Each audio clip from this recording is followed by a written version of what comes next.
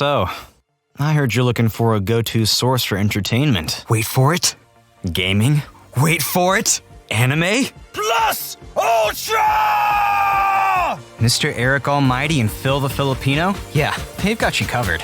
And all you gotta do is... wait for it.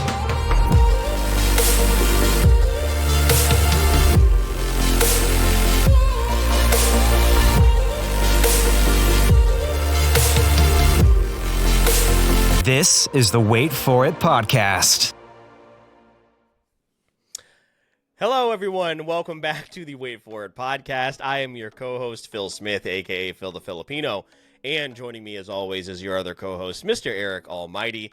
And Eric, we are here with the May edition, our bonus episode, monthly bonus episode of What Did I Miss? And super excited to keep this series going.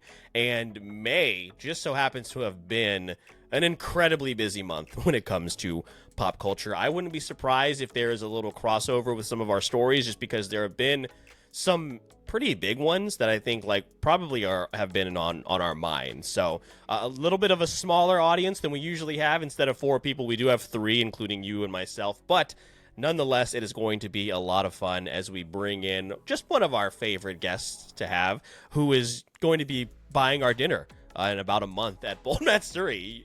Check out the pre-show. He said it. Isn't that right, Eric? So excited to talk about all things pop culture here from the month of May. Yeah, the pre-show was talks of dinner, wedding officiating, and so much more. So when we plug Patreon at the end, you got to sign up for it. But we're not there yet. We're here to talk about the month of May. Phil, this is another example for new listeners. This is actually why we wanted to do this series in the first place. And if you are a recurring listener, you know we've had a couple different iterations of this episode. And that's why, for a third time, we brought it back to life. And we really wanted to discuss it. A really casual episode with friends. And, of course, our friend Ivan, aka Ivan Patch, has joined us to talk a little bit of pop culture. Ivan, how are you doing? Are you excited? I know you had a fun weekend at the convention. How are you doing? I am very, very exhausted. And hello, everyone. I said hello weird like you did earlier today. Hello. Yeah, that's just normal. You sound like Mrs. Doubtfire. You did sound like Miss Doubtfire. That's true. Hello. That is how you sound. Gotta put that in here now. I will. Yeah. I will. Yeah. No. I'm exhausted. Honestly, I don't sleep during cons, so when I get back, it's like the first day I get back is just knocking out. But I couldn't do that because I had errands to run yesterday, so I'm exhausted and my voice is slightly returning.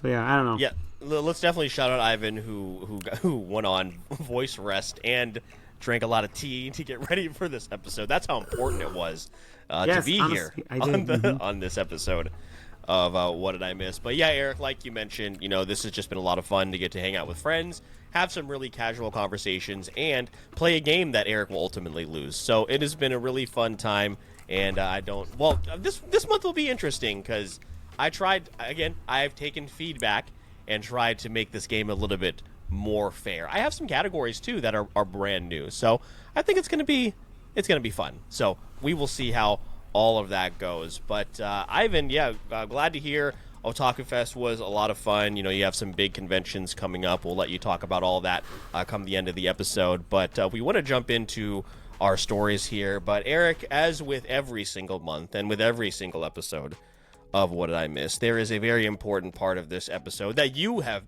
I have bestowed the honor of you being in charge of. Mostly because it's been incredibly frustrating for you. So I would like you to explain to Ivan this next part as we find out the order in which we will tell our stories here this month. Yeah, and normally it's 4 people, so there's really still not a need for this, but we do it anyway. So 3 people, still not a need, but here we are. We need to make a decision, Ivan.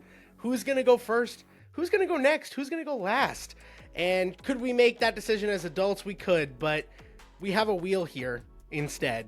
And this wheel is going to help us determine that. Now, you may be wondering, why are there instructions? It should just be simple, spin that wheel. Well, I'll tell you, Ivan. So we are going.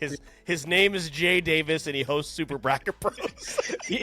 We are going to spin that wheel, but we have to say it first. So Ivan, I'm gonna count down. This is your instruction. We're not doing it yet, but I'm gonna count down 3, 2, 1, and in that cadence, we're gonna say spin that wheel, and we're gonna try to say it at the same time to varying results. All right, Ivan, now do you have any questions now that we've gotten past the technical difficulties that have gotten us here?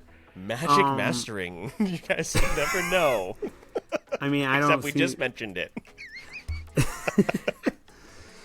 No, the wheel is super necessary. I don't see any reason why not to use it.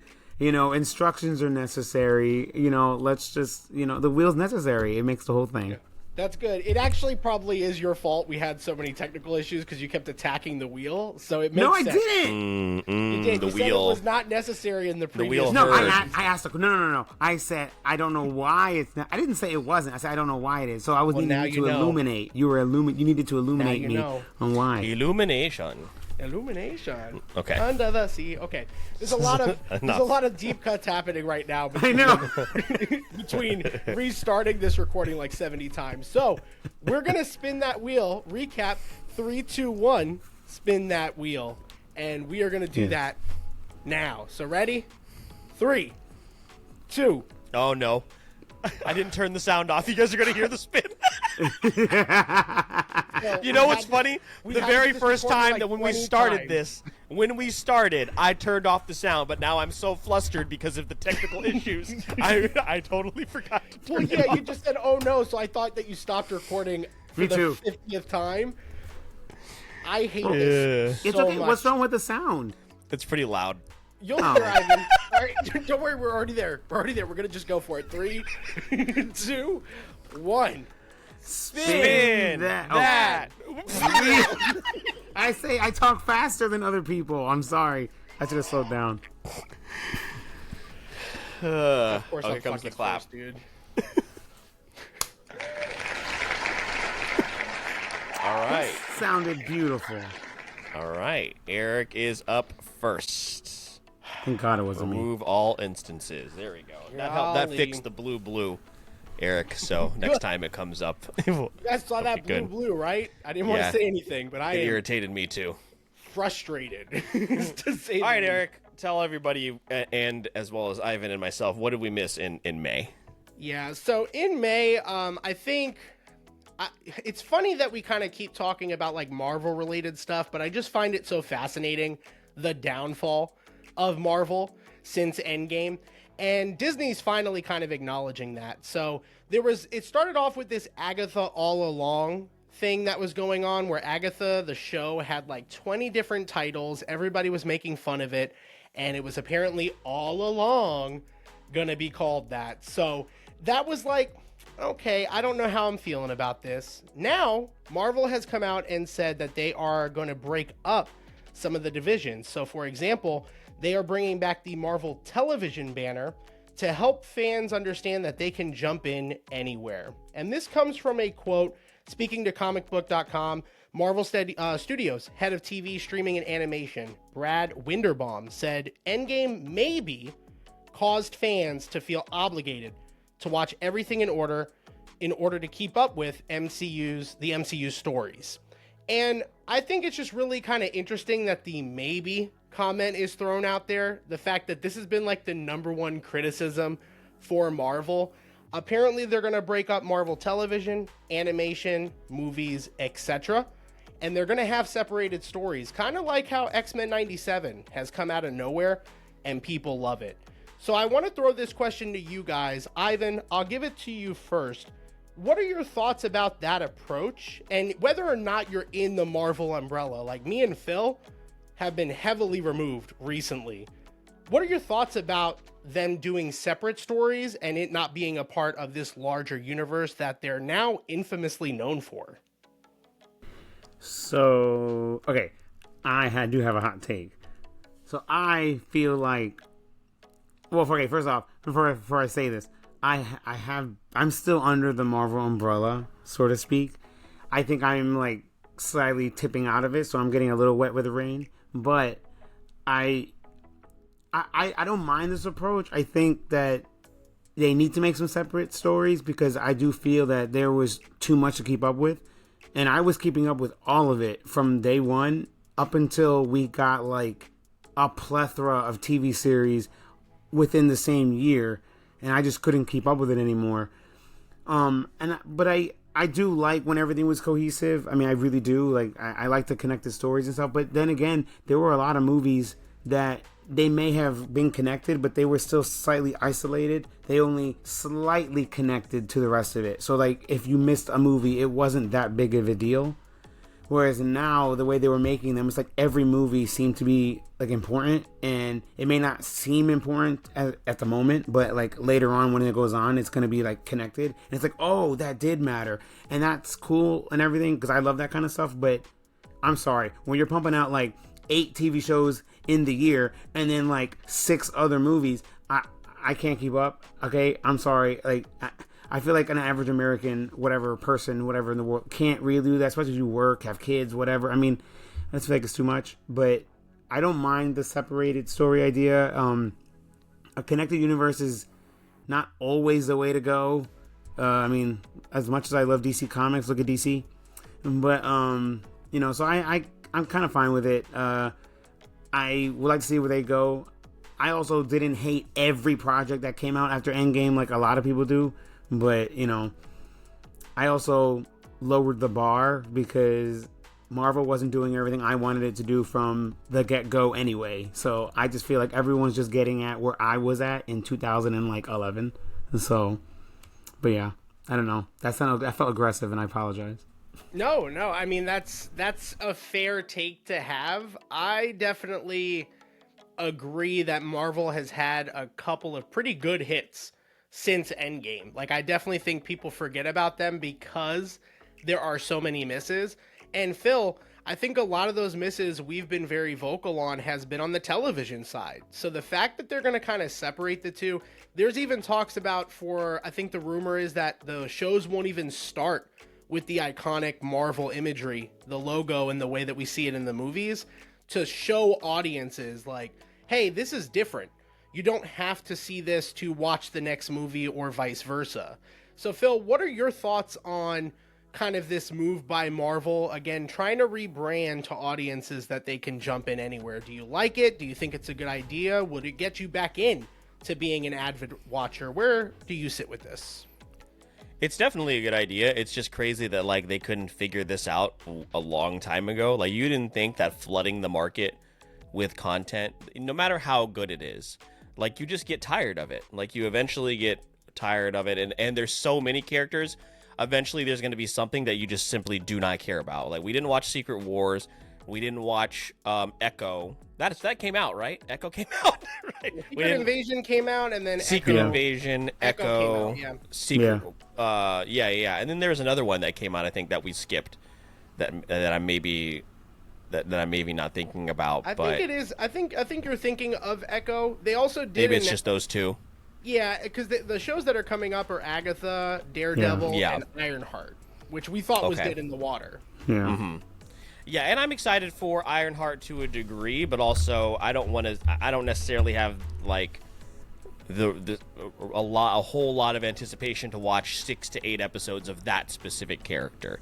You know what I mean? She already has her armor, so like, what are we really building up towards in that show? Unless it's going to have like, Shuri in it and Okoye and all those characters. So that's probably something they should have scrapped.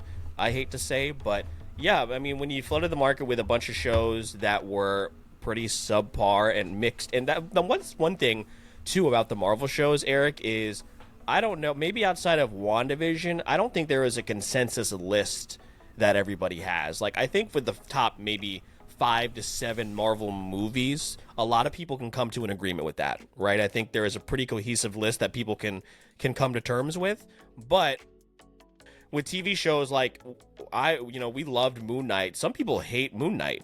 We didn't really enjoy Falcon and the Winter Soldier too much. Some people have it as their top rated show. Like Loki season 1 is beloved by people. So like the Marvel shows, we are like Loki haters. We hate Loki, right? And the Loki show, but people love that show. You know, I really enjoyed season 2. You not so much. But like the rankings for these are all over the place. So you know, it's separate from the movies. But also we got to Endgame without TV shows.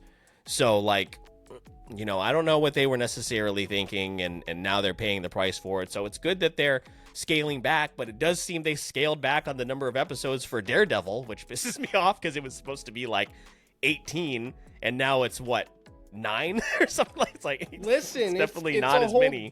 It's definitely a whole different show too, because of the amount of reshoots and retakes that it went through. It's also like, you know, you say that, but then like it is a continuation of the Netflix one, essentially. That's true. And there are days where I think I forgot if I saw the last season of Daredevil. So like I might have to go revisit that. I'm pretty sure I saw it. Good. Yeah. I'm pretty sure I saw it, but it's just not. Well, the Defenders was so bad that like all of that is a blur. See, I didn't hate the Defenders, but see, that's another also, thing. Also, Iron Fist was not good. Second season was better, but you know. Yeah, so it all blended together towards the end. But that's the thing right there. Like I don't want Marvel to go so backwards in the sense that like they made those shows and they were like, oh, it's connected. So in the show they'll mention, oh, the big green guy, or that's how they reference people. But it didn't ultimately, it didn't actually connect to anything. Like it's like those shows were there, but they weren't really there. Like it was. Okay. And remember, maybe their best show, Agents of S.H.I.E.L.D., barely talks about the MCU. Yeah. Like, we got Lady Sif, and we got, like, the fallout from Captain America Winter Soldier. And then it was its own thing. And it's excellent. So. Like, I don't know. I just get a little. I mean, I also gonna say, this is where people are gonna burn me. But I also think that people's patience is too like thin, in the sense of when we got to Endgame, that was like a decade of preparation to get to this like big story arc, and I don't feel like everyone's really giving the new ones a try. Granted, there's too many shows. I mean, Jesus Christ, there's too many shows. But I just feel like with the movies, people want the next Endgame. Now they want it now. That's why, like, when Eternals came out, they thought it was going to be an Avengers level threat, an Avengers type movie. And as much as I know how people feel about that movie, I don't think it was as bad as they make it seem like it is. And like they made it seem like it was the worst thing ever. Same with oh god, I can't think of the other one. There's another one everybody hates so much, and I'm like, I don't think it was that bad. I mean, I don't love it. Which one is it? The Marvels? No, I like that one. I actually liked it.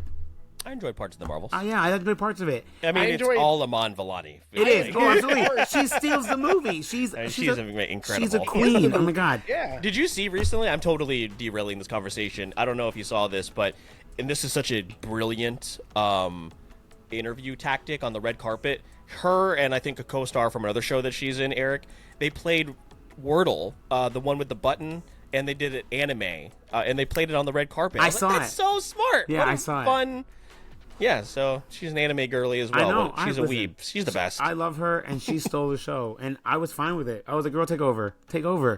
Like, so I mean, but I do think people want the next like big twist cliffhanger thing already, and I'm like, don't you remember how long it took for us to get that? So I mean, I don't know. I feel like we need to have a little more patience, and I think Marvel needs to not like. I feel like they were trying to like slowly get that started, but also slightly cram it in as fast as possible too. Like, I feel like they couldn't find a middle ground, and that's where they're falling. And like to mention, all those shows, but again, and they gave us Kang right away when we barely saw Thanos in the course of a decade. It's like they wanted, yeah, okay.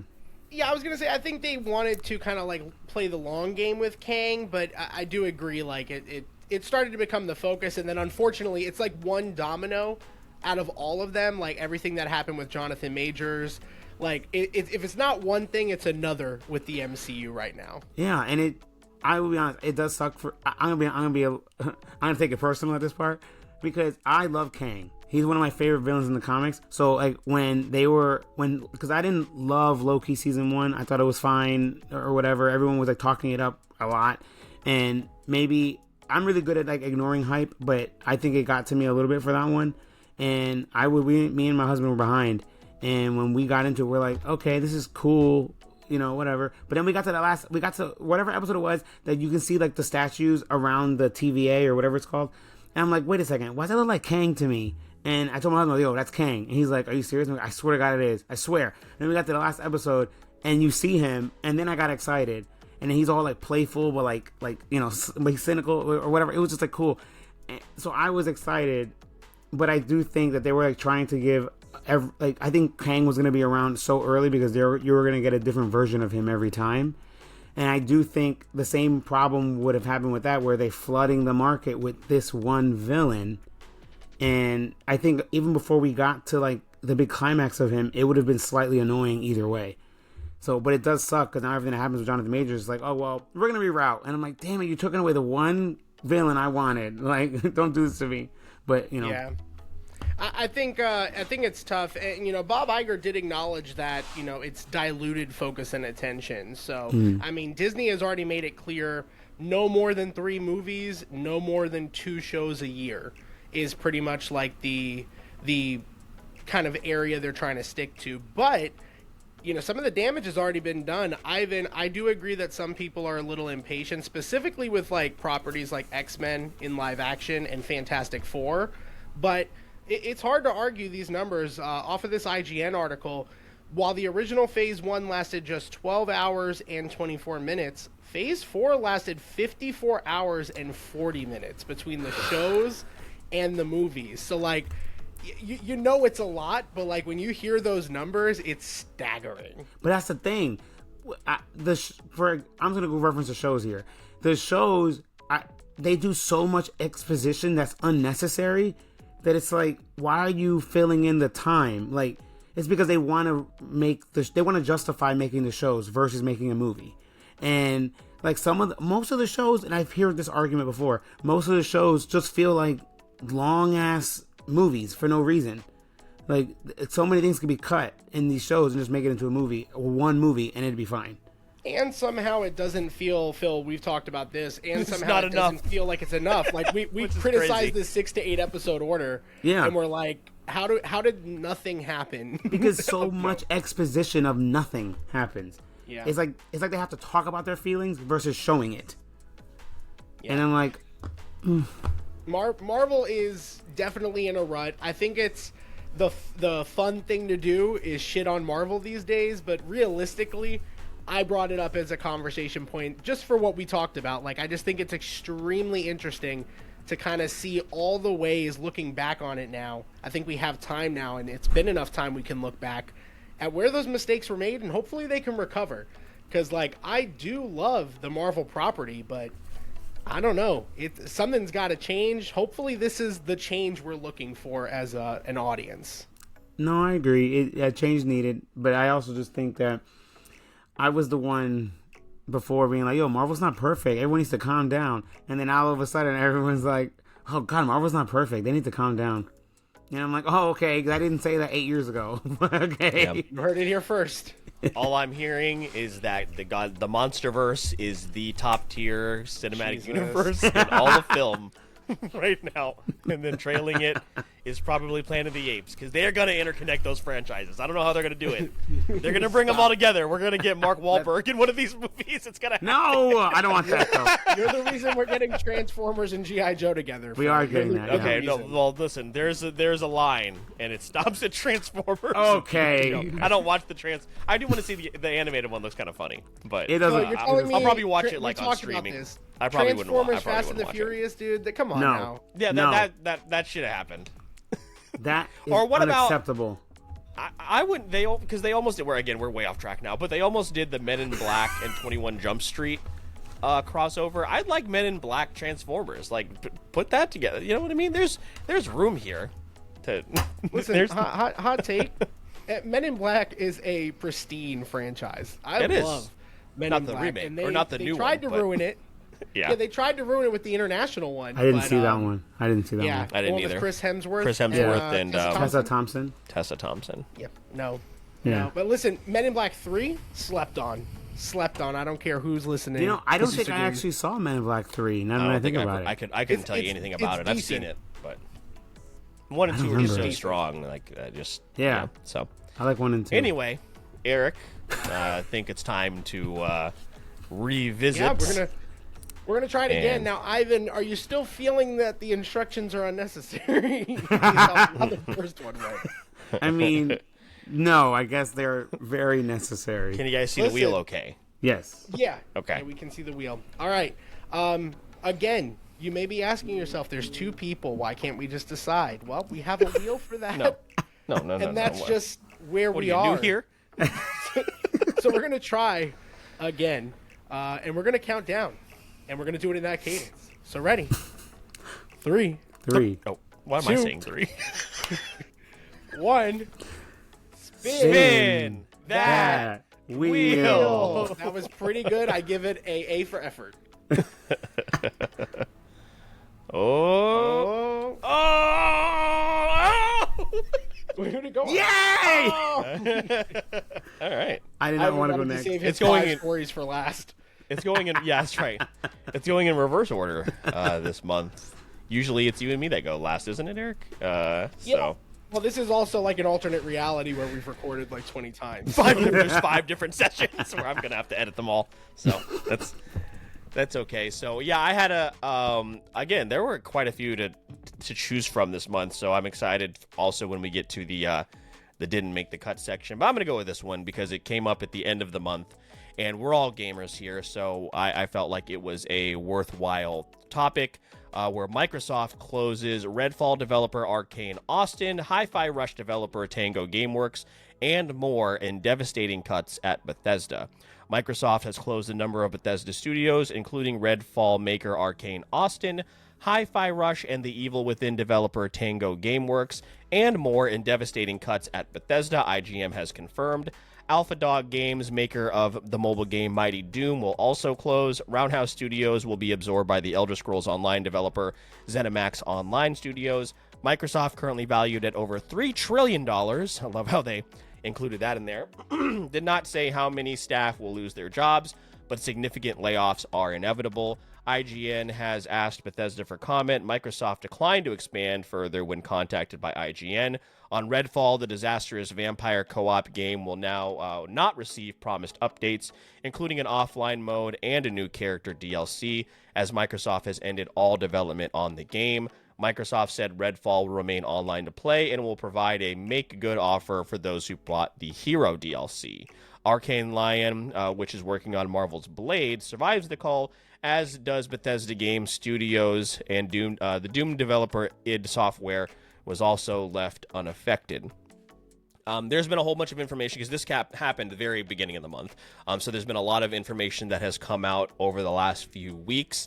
Again, as mentioned in there, Microsoft ain't hurting for money. Okay, they're making their profits are up. They're actually doing very, very well. The thing with Arcane Austin that I know upset a lot of people, Eric, is of course, Redfall, absolute disaster. Ivan, I don't know how familiar you were with the Redfall release or anything like that, but Arcane Austin released a couple of games, very, very popular. The remake of Prey that came out a couple of years ago is now a huge cult classic upon revisit. People love that game. Of course, the Dishonored series, which is very, very popular. And then, I don't know if it was Bethesda or who it was, told them, essentially, to make this Redfall vampire shooter, a games as a service game. It was a total disaster. It was a game they did not want to work on. I actually this is one of my YouTube rabbit holes that I went on recently, Eric. Arcane Austin was posting job listings for an untitled project, and people are excited. They're like, oh, maybe I'll get to work on a new Prey or a Dishonored game or something that I love, and it ends up being Redfall, and people are leaving in droves, throughout the course of that project. And it's just a real bummer. Hi-Fi Rush, even though I didn't really enjoy it too much, huge success for Microsoft as well. So there's a lot of discussion that Microsoft may be going in a different direction because, there's also a little bit of, I wouldn't say controversy, but like discussion around their game that released today in terms of what's the game that came out today, Eric? I have it on my Helena's Hellblade 2. Hellblade 2. Yeah, that came out today. There's been a lot of discussion about that. Even though it's getting good reviews, it's not the their God of War, essentially, as people were talking about that it could possibly be. So I wanted to talk about this because Microsoft has obviously lost the console wars. It is what it is at this point. I love my Xbox Series S. Haven't touched it in months. Luckily, my daughter uses it all the time. But there's basically no reason to spend $500 on a Series X at this point. Even though I just want one. I definitely do not need one. So at this point, again, people are talking about, are they pivoting to something else, whether it be software or just PC gaming or whatever it may be. And, why cost all these people their jobs when it's not really necessary? So, Eric, I do want to throw it to you first because our love for co-op gaming was because of the Xbox 360. Like, that is where you and I did a lot of bonding and a lot of fighting, but mostly bonding. So I'll throw it to you first. Like, I know we've been kind of following this story over the course of the month, and I just want to get your thoughts on them, making these cuts and what it means for Microsoft going forward. Yeah, I think the biggest thing you were kind of alluding to, Phil, is what is going to be the future of Microsoft and what are going to be the changes that they make? Because do I see another Xbox console in Microsoft's future? Not really. Nintendo is coming out with the unofficial Switch 2. PlayStation's already allegedly working on their next gen. So, I just don't see where Microsoft fits in all of this. I think their ship has passed for some of these properties to make a return. We talked about on the Fallout 76 episode for the month of May, that there is probably a time period here where they have to capitalize on some type of Fallout exposure. Like if they wanted to remaster an old game or create a new one, there's a time limit because of the show and its popularity. I don't really know that that's the case for anything else that they have. And, we've talked about their franchises, your Halos, your Gears of War, exciting, but I don't think those are going to move the needle unless they're fantastic. And Phil, unfortunately, if those big properties aren't moving the needle, there's no hope for these smaller development companies for a game like Hi-Fi Rush. All due respect, I also did not play it, but that game might have been a success. But successes for Microsoft are not cutting it. Successes are much more minor than what they are probably expecting in this space. So, I think it's unfortunate for sure, but it's kind of just the way that Microsoft has been making their business decisions. Also not surprising to hear this.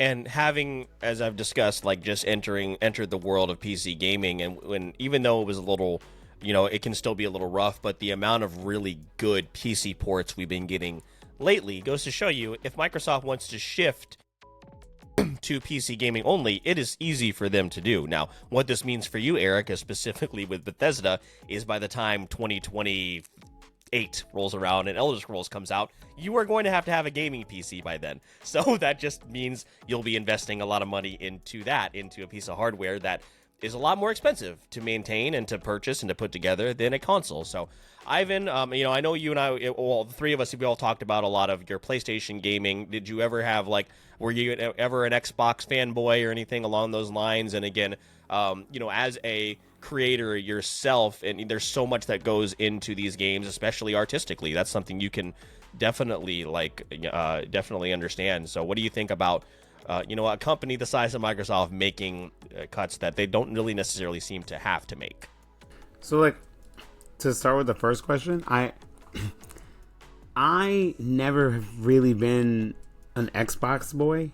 I don't know what it was. It doesn't help that my dad was like, "Oh, you're not getting one." Plain and simple. When I was younger, but my friends had them, and I would play the games they had, but I just never had any full interest in what they were making. And I ended up getting an Xbox. I don't know which one it is. I'm gonna tell you right now.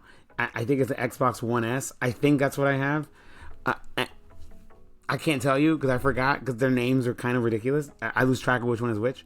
But I mean, every time they've ever had a game, even if it was an exclusive, I just didn't really care for it.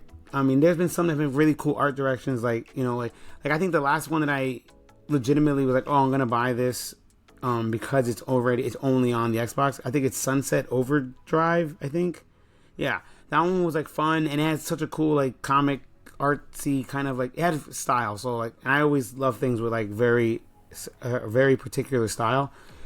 But and I do keep up with games even now. I may not play as much as I used to, but I still keep up with them. But I can't tell you a Microsoft game that has come out that's exclusive to Microsoft that's not on every other console.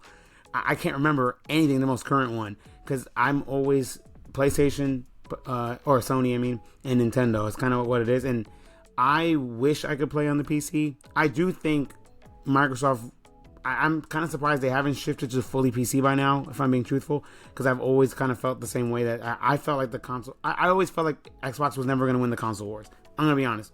My friend and I used to argue to the ends of the earth that he was Xbox, I was Sony, and and then partly Nintendo, because I'm always gonna stick with my Nintendo. I'm not gonna. They do things I don't love sometimes. I'm not like brainwashed, but I still love my Nintendo. But I told him like I just don't see. I never loved their business model or the things they were really coming out with. I mean, and from what I remember, I think the game you said Redfall, I think is what it's called, right? That I believe that's like that first person shooter, right?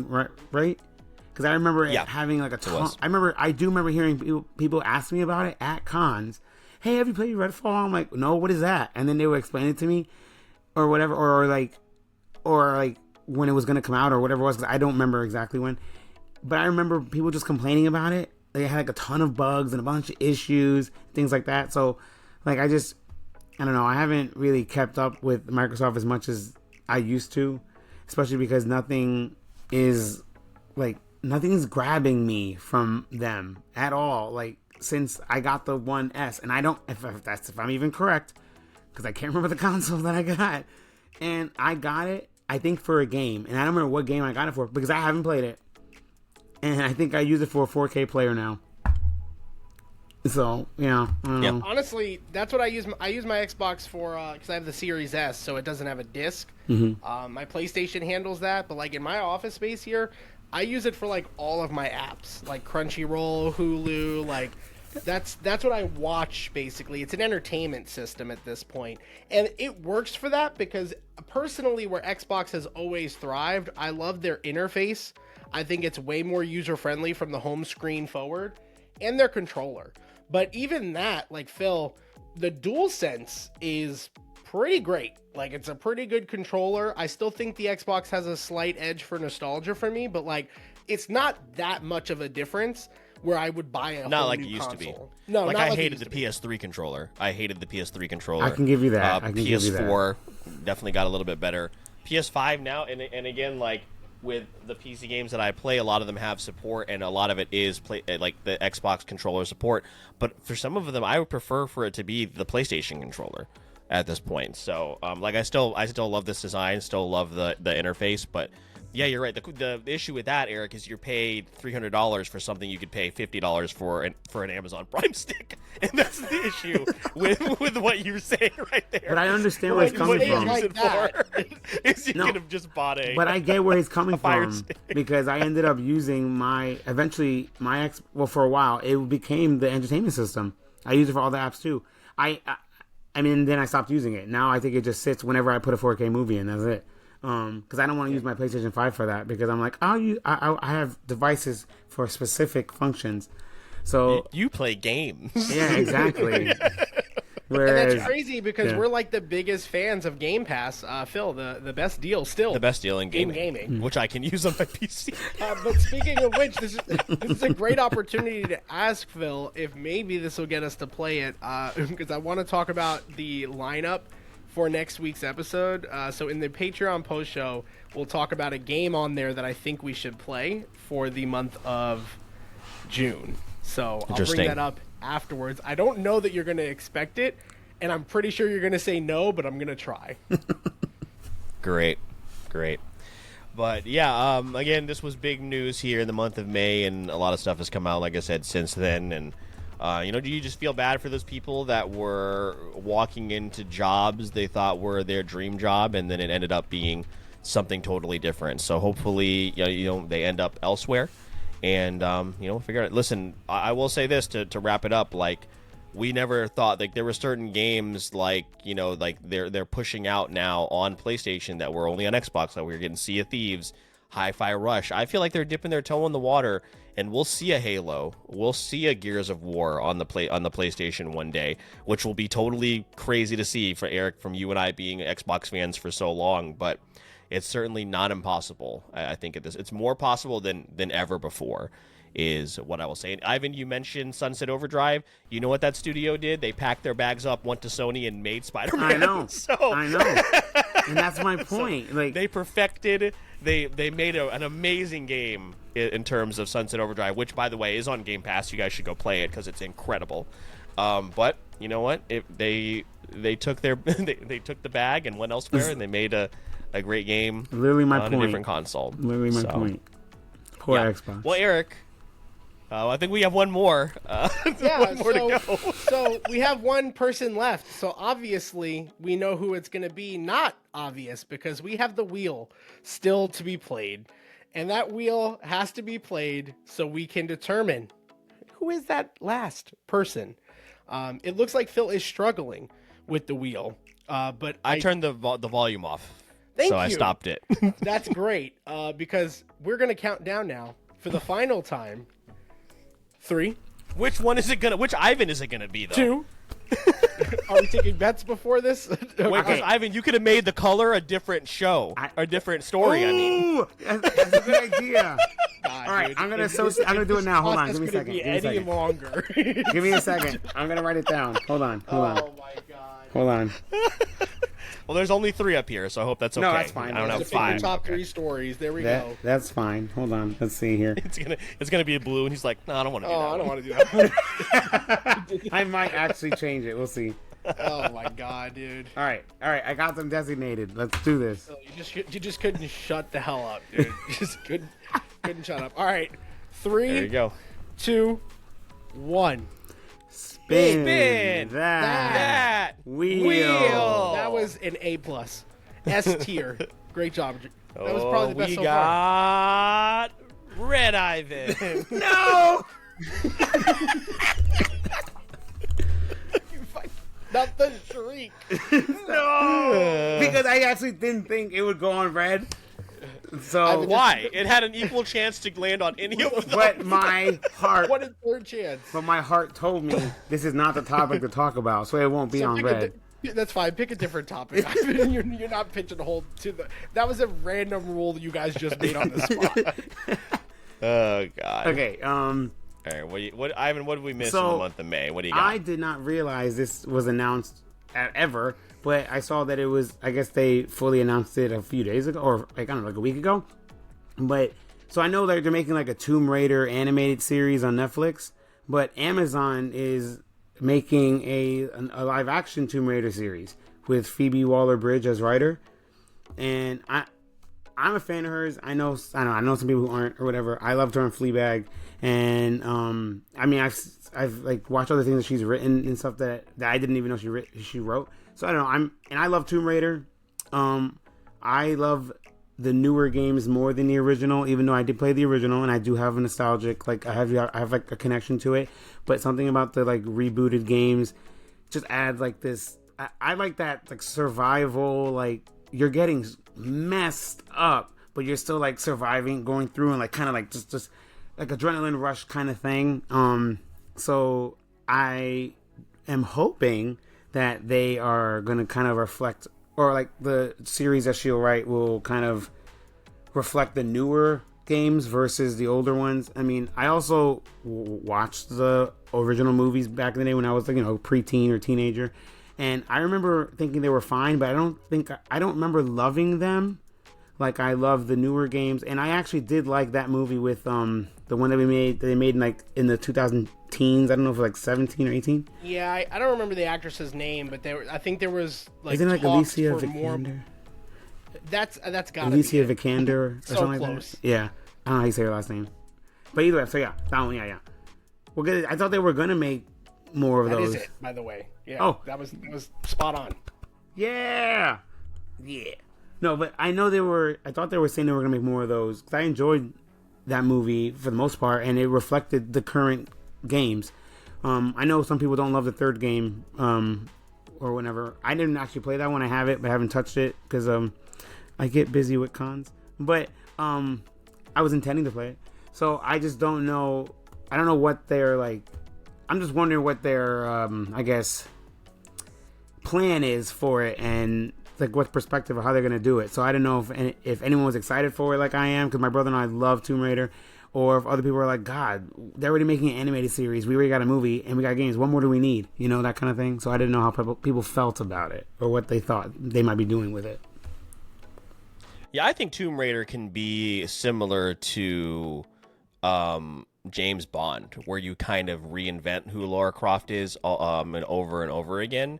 The modern games are outstanding, and I also did not play the third one because I know by the time the third one came around, a lot of people were a little bit worn out on it. And remember, even though Uncharted took its inspiration from games like Tomb Raider, Uncharted had perfected that formula so well. So in the modern gaming sphere, it's so difficult to come out with a game like a modern Tomb Raider and it not be compared to Uncharted, which is not fair to Tomb Raider because it's the original, it's the OG. But that's kind of where we were at that point. I did not see the movie just based off of the mixed reviews on it. But, Eric, I did see a rumor, and this is strictly rumor. I don't think there is any weight to it. But, like, Melissa Barrera would be perfect as the new Tomb Raider. And, you know, she definitely has the look. She's got a lot of buzz to her right now. I think she's more so in her Scream Queen era right now with the horror films. But I think she could make a really good transition into that character. She already kind of did even though it wasn't very good, the survival show that was over on Netflix. So she kind of has like a little bit of experience in that realm. But I like this. I think, like I said, I think Tomb Raider, I think Lara Croft is an iconic character that definitely needs to be around. It can't be any worse than the Uncharted movie. So they have to be, it's got to be something solid. I think they can at least make it better than that. But I'm on board with this. I think, again, with the right people in charge and the uptick in terms of quality that we're seeing for video game adaptations, I think they can make this work. Yeah, and the fact that it's a TV series is interesting. I did not know that there was the Netflix anime series, or maybe I did and just completely forgot. I didn't know Haley Atwell brought that character to life, so that's just interesting. Love Haley Atwell, but I'm excited to see what they could possibly do. Them having, Waller-Bridge in there is interesting. I don't know if that means, because I've never watched Fleabag, so I don't know what like her writing style is. I would assume there's going to be a little bit, maybe it's not going to be as serious, but hopefully not too unserious. Because Ivan, you mentioned the property itself. I love that first Tomb Raider game, the remake.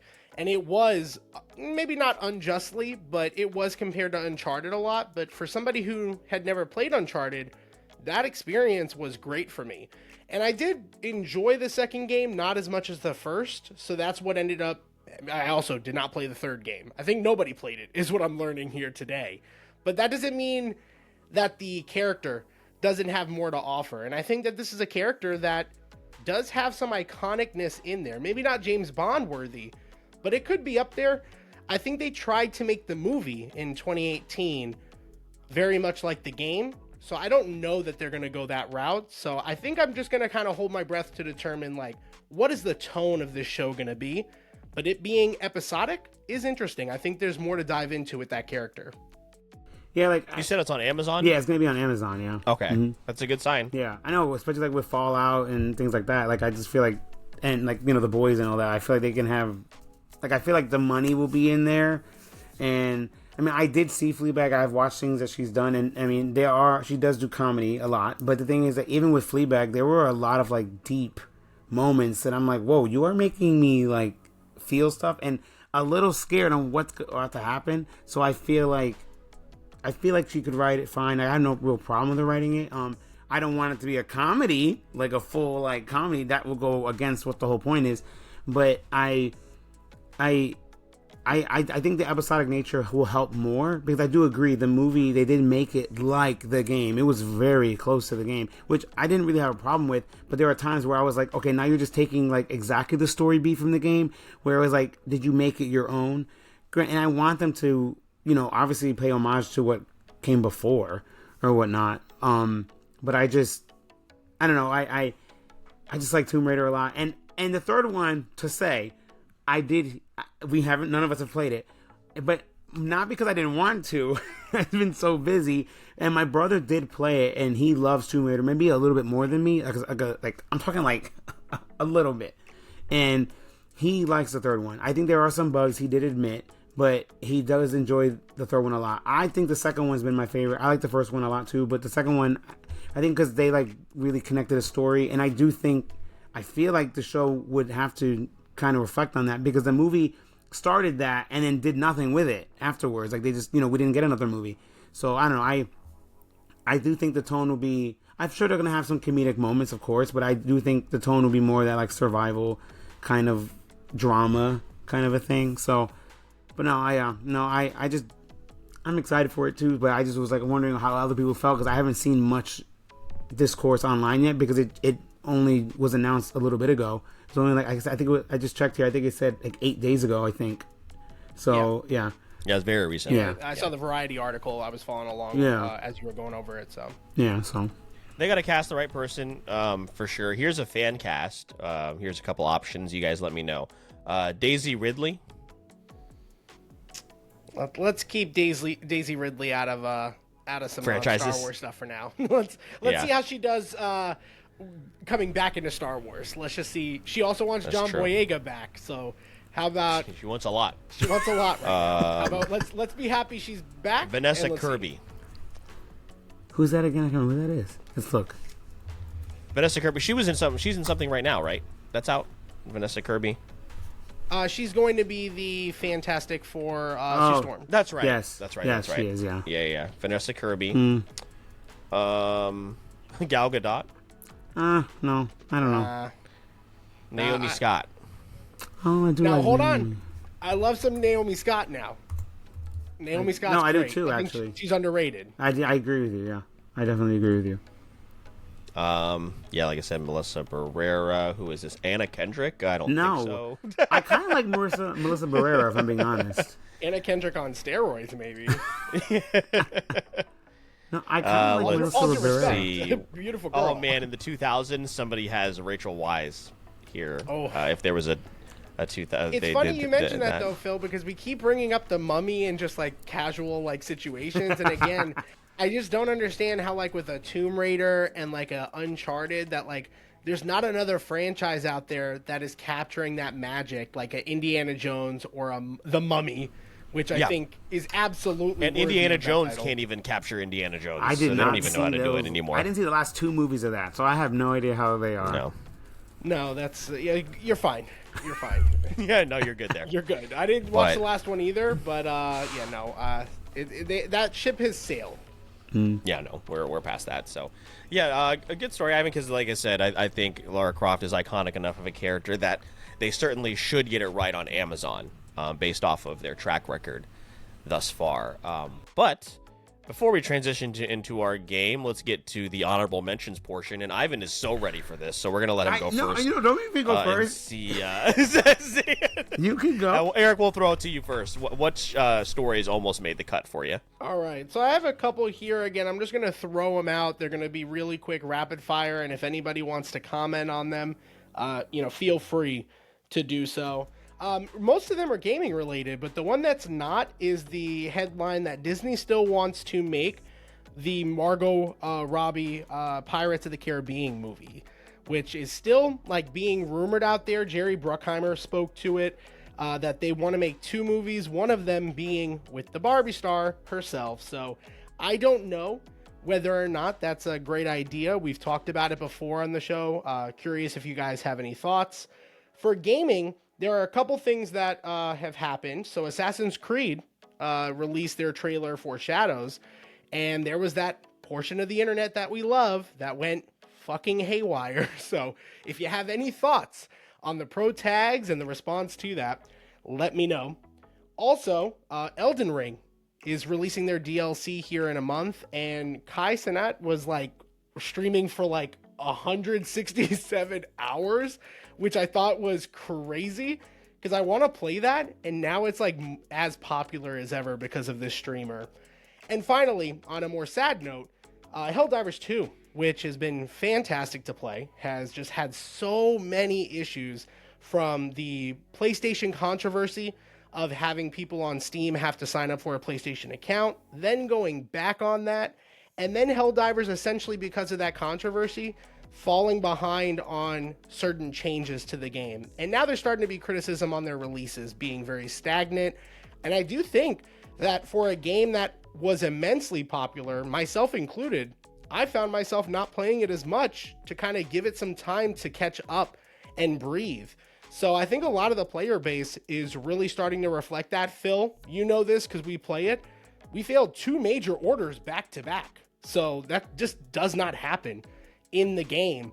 And Helldivers just going through a rough time, and that was a big story this month. So again, a couple different stories from Pirates of the Caribbean, Helldivers, Elden Ring, pretty much anything you can think of Assassin's Creed. So any thoughts that you guys have, Ivan, any topics you want to talk on? Well, hold on before I say to point out, I don't have anything against Pirates of the Caribbean. Well, I do actually.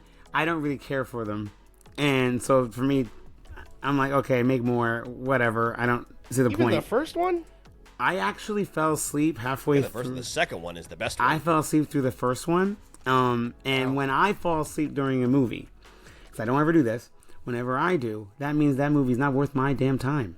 And we went to a lot of midnight showings to that movie. You're hurting our feelings. I am very sorry, and I love you. I love you both, and you can love what you love. It's fine. I just didn't care for it. And my friend really tried to get me to watch it again. So the second time she tried to sit me down, she was like trying to tell me all these behind the scene things and all this. Look at this. There's that. There's this. And I did not care because you know what happened again? I fell asleep again. So I was like, all right, I'm out. So if they want to make them, that's cool. I love Margot Robbie. Go ahead, get your money, girl. I'm fine with it for that. But I won't be watching. But for Elden Ring, it's that because you pointed that out, now I'm more upset because I bought that game day one, and guess what? Haven't touched it. So now there's just more stuff to play. You let Kai Cenat beat Elden Ring before you? It's embarrassing. I am very upset. Now you said that, now it just reminded me like, damn, I buy these games for what reason? So I'm a little upset about that. So just to point that out. Yeah. So yeah. Yeah. It's made me want to buy the game just to have it because I am gonna play it. Like I'm determined. At one point, I'm gonna play Elden Ring. Stop, Phil. I can see you. I can see you. I look like directly. I did like a gym from the office. Oh yeah, the face is like. All right, Phil. Any thoughts on outside of Elden Ring, which I know you don't care at all about? Well, you know, Pirates of the Caribbean with Barbie is going to be terrible because woke. No, I think it really depends. That's why they hate Assassin's Creed now. I know. Oh, that was my other thing. I'm sorry, but continue though. Yeah. No. Go with Assassin's Creed. Okay. Why? Like. Because woke. My thing is though, I saw some of the like discourse on it, and my thing is, Yasuke was a black samurai. It was in history, so if they want to do that, let that go. Second of all, okay, they have a female like character too. Like I saw people argue about these. Like some people like literally today, I saw people like complaining about it, and I don't get it. I don't play Assassin's Creed only because I never got a chance to get into it. Not that I wouldn't like it or anything. There's just so many games I don't know where to jump in. And usually my friend and con helper Gianna would tell me because she's played Assassin's Creed religiously. And she tried to break down the story for me. And it was a 4-hour conversation on our way to Tallahassee that I ended up getting so lost. So I would play it if I thought you were about to say, and I fell asleep. No, we would have died if I fell asleep. Oh, you were driving, okay. But like, it sounds interesting, and I love samurais. I love Japanese culture. I mean, it is what it is. So I would totally play this game, but can I just jump in? I don't know. I mean, and I'm fine with them having a black character and a female character. Like what's the big deal? Like, I don't understand why people hate so much. I don't get it. It just drives me bonkers. And we know why. Well, yes, we know why. In Florida, we know. I just wish there was a deeper meaning. I wish it was like a there's deeper not. thing. Are these people that are complaining really Assassin's Creed fans? Like, because woke. Yeah, because again, like, there's not a lot of like diehard. There are actually some diehard Assassin's Creed fans. Like, the game is pre-ordering pretty well, all things considered. So it's a very small minority that is the vocal like lead in this conversation, and unfortunately most of those people not only have not played the game, they're the loudest. They haven't played the games, and they're also racist probably, so that doesn't help. Yeah, and to answer your question, Ivy, yes, you can jump into an Assassin's Creed at any point, to be honest with you. At this point now, yeah, you can just play an Assassin's Creed. It's like a Marvel movie. Oh, okay. I think Marvel movie post-2025, you can just jump into it Wow. Whenever you want to. But, yeah, no, the thing with Assassin's Creed for me now, I'll just start there, is because it's just... Remember how we talked about, like, with the Fallout games, Eric? Like, I think there's just too much freedom in Assassin's Creed now, because like I remember our buddy Josh watching him play through the one in Egypt, and just a massive map and so many different RPG elements and stuff that I'm like, I just remember when these were pretty simple, and I didn't have to worry about all that stuff. So that has prevented me from going back into it. But this one, again, we've been waiting for them to go to Japan for a long time, so I may check it out. It really just depends on what the release schedule looks like in the fall. As far as Helldivers, yeah, like you said, remember, this goes back to when we talked about it during our episode. We're like, hey, just stay this course. You guys are doing very, very well. Don't screw it up. And, you know, whether it was their decision or a Sony decision, probably a Sony decision, you know, here we are. And they can certainly rebound from this, I think, especially given, you know, their mistakes compared to other games, I think, are still pretty minute compared to what other people have done. Yeah, I think the Kai Cenat playing. First off, I don't know anyone that watches the fact that he thinks he's a streamer for adults. I think is pretty funny. Like, it's all kids that are watching him, but it is a good thing that people that are typically only playing Call of Duty and Madden are now going to go play a game like Elden Ring. That's good. They're going to get the shit kicked out of them, but it's a good thing that they're going out and playing games like that. I know. Yeah, we're going to go through a lot of controllers because I know I'm not going to play that game. I played 5 minutes of Stellar Blade, and I uninstalled the demo. I was like, nope, this is not for Is it too hard?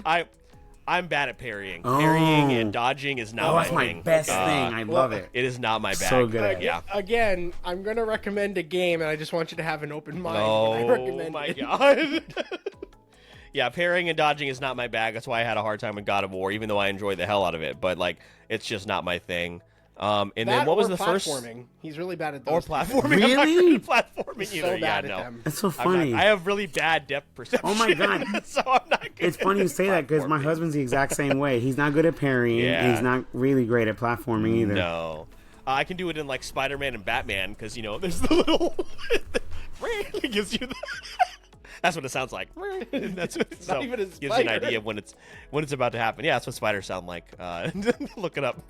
But and then no, but for Pirates of the Caribbean, again, I think it just depends on what timeline this is. Is it, you know, you got to make it her own. I mean, Margot Robbie is a big enough star that she could carry, I think, a franchise. We know she could carry a franchise. So, you know, I'll probably be seated for it if it looks better than the ones with like Penelope Cruz, and like those ones were so bad. So yeah. I think we can give it a shot, if anything. But yeah, for mine that almost made the cut, this is one that just is super surprising. A Fall Guy is already about to start streaming on digital media, even though it just came out. It's doing pretty well in the box office. Somebody made good points. There's no Marvel or superhero film in theaters right now. It's a really great blockbuster, like, throwback film, and it is already going to be released on digital. Actually, today. It was released on digital today, yeah, the 21st. And this is why theaters are dying. You know, like, why are we giving the Fall Guy like such a short run in theaters? I know personally, like, we want to go experience a lot of stuff in theaters for the experience of it. But a lot of people are just going to be like, yeah, I'll go see this I'll just go watch this in my living room, with my family. And for some people, that's great. Like, I know we have friends that can't go out as much as they want to, whether it be because of kids, whether it be because of financial reasons, or because of they just can't get out like they want to for whatever reason that may be. But like, movies need to stay in theaters longer. And the fact that this is happening, there was another movie, I think, this just recently happened to. It may have been Abigail. Like, Abigail is already available on streaming, which is crazy. So that was something I almost brought up. Fall Guy, by the way, really, really fun film. Definitely recommend seeing it in theaters. Do not watch it at home quite yet. Because of the success of the X-Men 97 show, Marvel seems to be speeding things up when it comes to the live-action X-Men movie, which is not surprising. So hopefully they don't rush it too much. But it seems like the writer for the Ballad of the Songbirds and Snakes, Michael Leslie, is in negotiations to write the film, which I think is a good sign. That was a very good movie. The other thing I wanted to bring up just very briefly to talk about, because we did have Ivan here, and even though, Eric, we don't necessarily care too much, the Nintendo Switch 2 will probably be announced at some point this year, releasing in 2025. I actually just sold my Switch because it was just collecting dust. Never really used it. I went to my Animal Crossing island one more time, said goodbye to my villagers, and deleted them from the history books, and I will never see them again, because I had to wipe clean the Switch. I wasn't going to give my buddy my Switch with all my information on it. Not that I don't trust him, but it's just, he probably wanted a fresh Nintendo Switch. And then the last thing I wanted to bring up, I posted this in our Discord page, Jeopardy is getting a pop culture spin-off on Amazon Prime. Listen here, you sons of bitches. I know you've been paying attention. I don't know who greenlit this. I'll find you. If any of my questions are on your stupid show, I swear to God, I'll come find you. But anyway, they're doing auditions for that. We should maybe look into it. Those were my. You should look into it. You should do it. Those were my almost made the cut stories. Ivan, which ones do you want to tackle? Hold on. I have a lot to tackle here, but I might have to you might need to refresh my memory because it was a lot. Hold on. So I'm gonna go with fudge. What? It was the Fall Guy. Okay, first off, streaming Fall Guy, X-Men, Nintendo Switch 2, and Jeopardy. So Fall Guy, this is a problem I've complained about for so long, but I get it. Like you're saying, people they can't always go to the theater and whatnot. But I love going to the theater. I literally budget that Regal Pass thing, the Regal Unlimited thing. We have it in our budget because it's like the one thing I give myself. That way I can go see movies whenever the hell I want to go see them. And I haven't had time to see Fall Guy because of all the conventions I've gone to. And there's a friend that wants to see it with me and we go together. But now you're telling me it's going to be on stream already. It's just annoying. Granted, I'm still going to go see it in theater. And you know what? No one's going to be in there because they're going to be at home watching it. And you know what? That's fine. Go stay home while I get to enjoy the theater by myself with my friend, actually. But so that's just kind of annoying. Like, I really, really hate that. And then Abigail, too. I actually wanted to see that. And to know that's already on stream is like, okay, like, you gave no time. And I feel like they think because if you put it on stream, everybody will see it faster. Now, I get that. But why is the faster turnout better than a steady turnout? I don't get it. I never understood that. It's the same thing when they drop a show. They drop the entire show at once. But it gets talked about for 1 week and then that's it. I mean, and then the other thing too. Sorry to cut you off, Ivan. Is theaters can write off these losses now too. They can write off losses in terms of box office. So that's definitely playing into it as well. So annoying. So to play devil's advocate, because I actually like this move for the Fall Guy, and here's why. I don't think in general. Eric doesn't want to go to the theater for a 3 or a 3.5 movie. I'm down. Take me for 4 hours. I don't care. No, it's got. No. I'm talking about score wise. Yeah, the Fall He doesn't Guy, want to see an average movie in theaters. I get that. I just don't like. How I don't would like you know? seeing average movies at theaters. No, if you think this is, I'm gonna walk away and this is one of my best movies of the year. I'm sorry, you're going to be mistaken. I can't. It's probably a good time, but nobody is claiming that. And I think the box office shows after 2 weeks, so it's not bad. $127 million isn't bad, but it had a $130 budget. And you got to think about it. Kingdom of the Planet of the Apes just came out. Furiosa and Garfield are coming out. And then following that is going to be Bad Boys and then Inside Out 2 is right around the corner. So like, this is the time if you're going to try to recoup losses. For me, I had already made a decision to wait for streaming. Now I'm considering renting it now and watching it. So I think it's kind of like a give and take. I can understand the business decision. Sure, is it a little premature? Is it a great sign for films? No, but like it does make sense from a business standpoint. I can make sense out of it. Not that we have to agree with it, but I can make sense out of it. I mean, I don't think the Garfield audience is dipping into the Fall Guy that was my audience, point. though. That was my point. I was about to say, But you don't. I mean, you don't know. You don't okay. know. Like the parents of those kids might not be going to the movies weeks before because they're going to be going. You know, it spends family of four. You're going to spend $100, over $100 at the movies. Maybe you don't want to see the Fall Guy by yourself or with a friend 2 weeks earlier. Like, no, I think that's realistic. When you word it like that, I can see that. Like, I honestly can see it that way. You know, but I just feel like I do agree. Like, I would nitpick a movie. Like, okay, this would affect our sales, so then we should do it then. I just feel like, what's coming out this week? Furiosa, right? Oh, no. Is this week? Furiosa and Garfield. Yeah. Okay, so fine. Then I see your point. Then I can't complain. Furiosa crowd is legit. Because I'm gonna be right there. I have a con this weekend, and I have a feeling I'm gonna dip out at the end of the con because it's not my table. But I'm gonna go watch Furiosa. So like, I get it. So when you say it like that, I get it. Okay, so and again, it is sad, but this is not like a pristine premiere movie. Like it's a fun time with Ryan Gosling. Though? 2 weeks is so fast, though, and that's what sucks. But it's also a bad. I mean, it sucks. But the realism of the circumstances we're sitting in is it released 2 weeks before Furiosa, didn't deliver, and there's other movies around this time. Kingdom of the Planet of the Apes, I also think didn't help. Like I think audiences have to make decisions, and some people who wanted a good laugh and a little bit of action, they got their fill, but other people are going to make time for one of these other movies or the family movies that are coming up, because going to the movies is expensive. So like, I get it, but I think that says more to the release date of the actual film than the 2 week period we're focusing on. Yeah, I can. That was going to be what I was about to say. I think it just is the release date is what really matters, because I see your point. I mean, because when Fall Guy came out, I didn't see it immediately. I mean, I kind of wanted to, but like I couldn't make it work. So that's to say that it wasn't as high in my list. So I assume like how other people felt. Because now when Planet of the Apes came out, I saw that. I'm talking the night before it came out. I watched it early screening. We waited a week, and we didn't want to wait a week. We wanted to see it opening weekend. So again, people will make it. 2 weeks doesn't seem like a lot of time before an audience.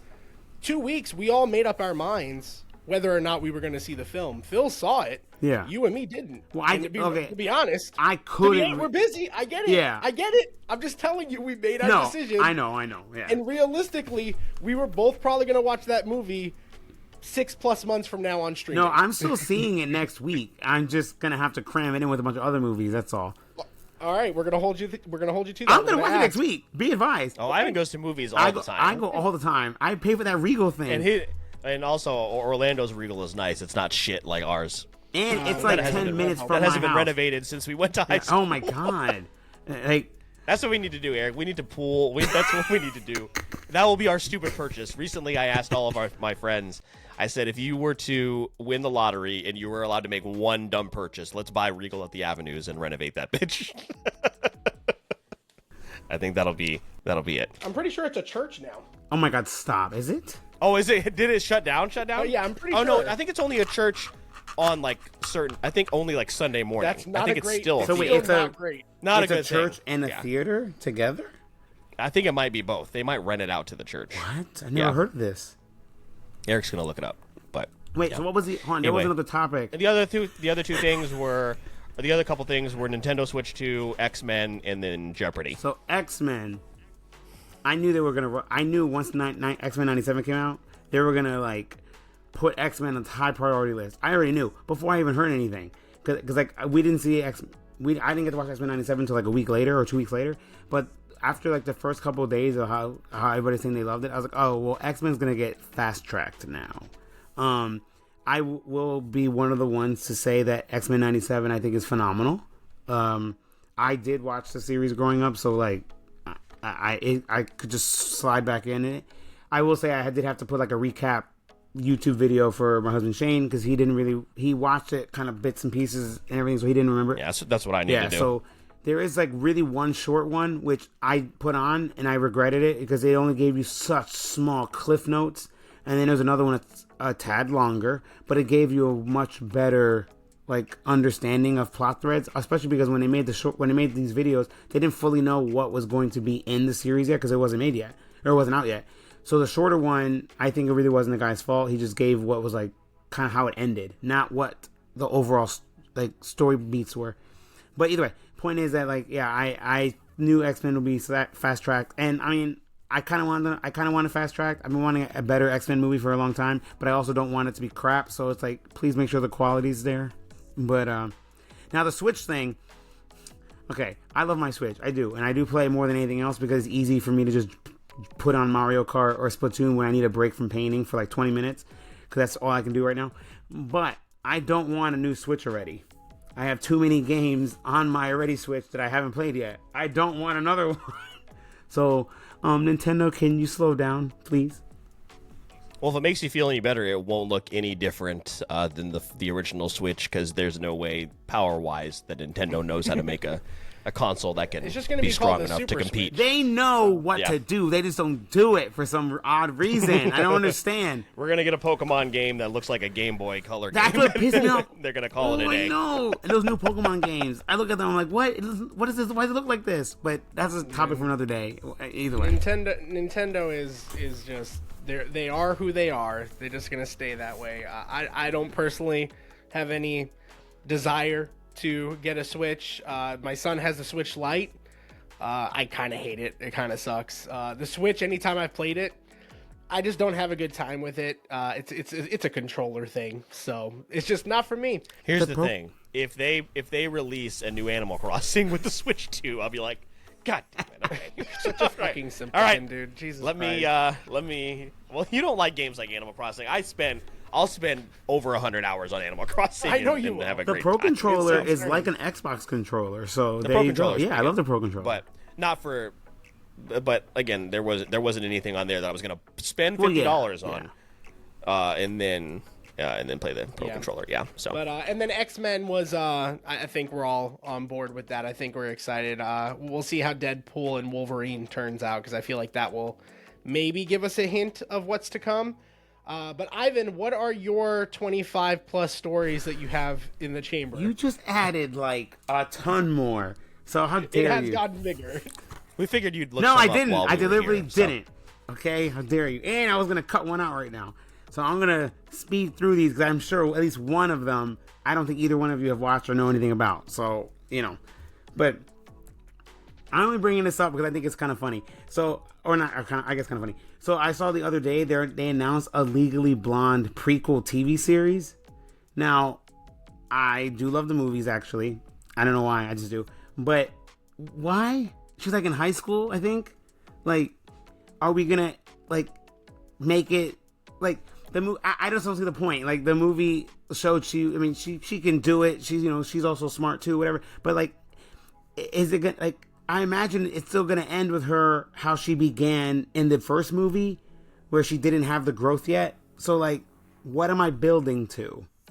Like, that's the thing for that. But, okay. And then the next one is, this one doesn't really count, I feel like, because I didn't think about it until, like, 20 minutes ago. It came out in April. But, Kaiju number 8. Like, it's so good. And I'm just wondering how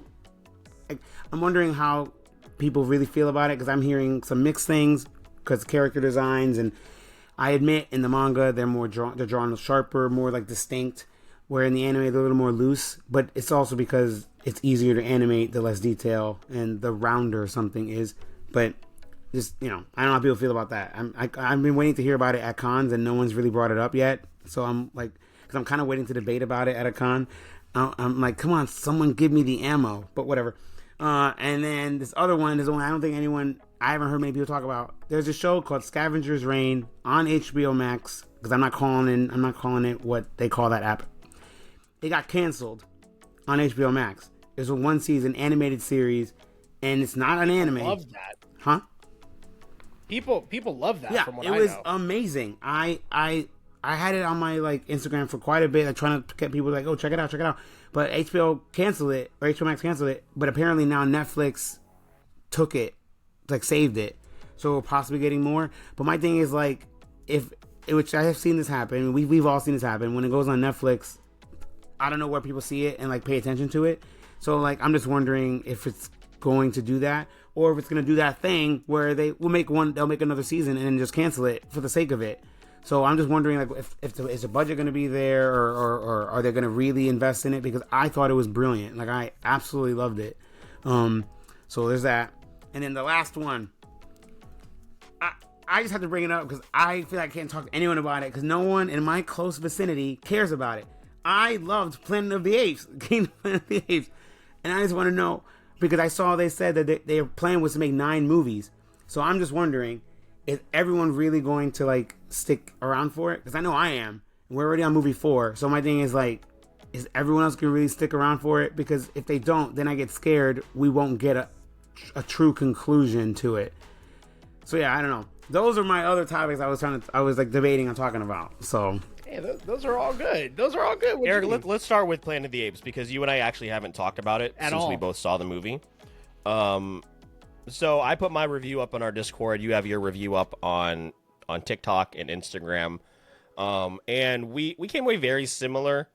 You definitely enjoyed it more than I did. For me, here's the issue, and this is what I talked about in my Discord review, is that Caesar is such a daunting and excellent character. Like, I think we've talked about this, like the Planet of the Apes, that new trilogy is not discussed enough in terms of like in terms of cinematic universes and what they've built with that franchise, especially coming off the heels of the disaster that was, the Mark Wahlberg film.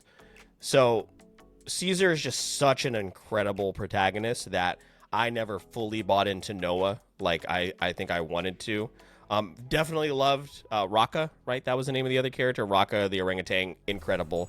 Also, that ties back to the original films and the orangutans being like the apes that are in charge, from the original films. And then I also loved the villain. I almost called him Proxima Midnight, which I know is not the correct name. You were close. But it is Proximus Caesar. Love that performance as well. That actor is just really good at playing a villain and a dick in general. So, but then also human characters, totally interchangeable, forgettable. You could have they basically just swapped out Gary Oldman for the new guy. William H. And Gary Macy. Oldman Yeah. was very good in the second Planet of the Apes. So I gave it a 3 out of 5. Still very much enjoyed it, and I'm seated. I am seated for what they have next, as long as we don't go totally off the rails. So that's where I landed. I gave it a 3.5 out of 5. And there are just a couple things holding it back from being like really fantastic. But I view this like Rise. Like, I know a lot of people like Rise, but between that, Dawn, and War, it's clearly the weaker movie. So, like, I just think that's what this movie is going to be. It's not a bad film. I think we will appreciate it more once we see what this trilogy has to offer. Phil, I don't know what you're talking about, because and maybe it's just me, I bought into Noah. I loved Noah. I did too. think everything with the Eagle Clan at the beginning, with his friends, Yep. I was a sucker for it, dude. I was like, yeah, give me Noah. I like Noah. And I just really think that could be a really interesting performance. Will it ever reach Caesar levels? Probably not. I also think the difference in tone of that character is something to get used to. He's definitely a much different character in the way he behaves, the way he speaks, all of that. So it'll be interesting to see where they go. The humans drag this movie down completely. When they make the switch with the girl, which, if you haven't seen the movie, we won't spoil it, but essentially there's a change. This character just all of a sudden is a new character all of a sudden in the middle of this movie. And I just didn't buy it. And also, all these humans look very pretty for being in a post-apocalyptic, like, they're basically cavemen type situations is what we're led to believe. They can't make them look ugly, though. The movie, okay, we could at least not put makeup and do their hair. I agree. I agree. I just think we could not look as pristine and clean. And it's not just her. It's all of them, honestly. So it just like, again, it's like nitpicky stuff. The story was fine. It somehow in 2.5 hours gave us a lot of character building and world building, and also not enough. So that's where I'm excited for what's to come, because they're definitely building towards something. But I do feel it in the movie when the credits roll. I feel like there's more left on the table there. Yeah, I agree. Yeah, I agree with that. So, again, still a solid film, but we'll see what happens next. Yeah, Noah definitely didn't do it for me the way that it did for y'all, but there is potential. No, I do like Noah. I just like his juxtaposition to sure. Caesar, though. That's all. Because Caesar's a leader. Noah wasn't trying to really be a leader, so that's why I kind of bought it. Because he's bad at it. But okay, that's fine.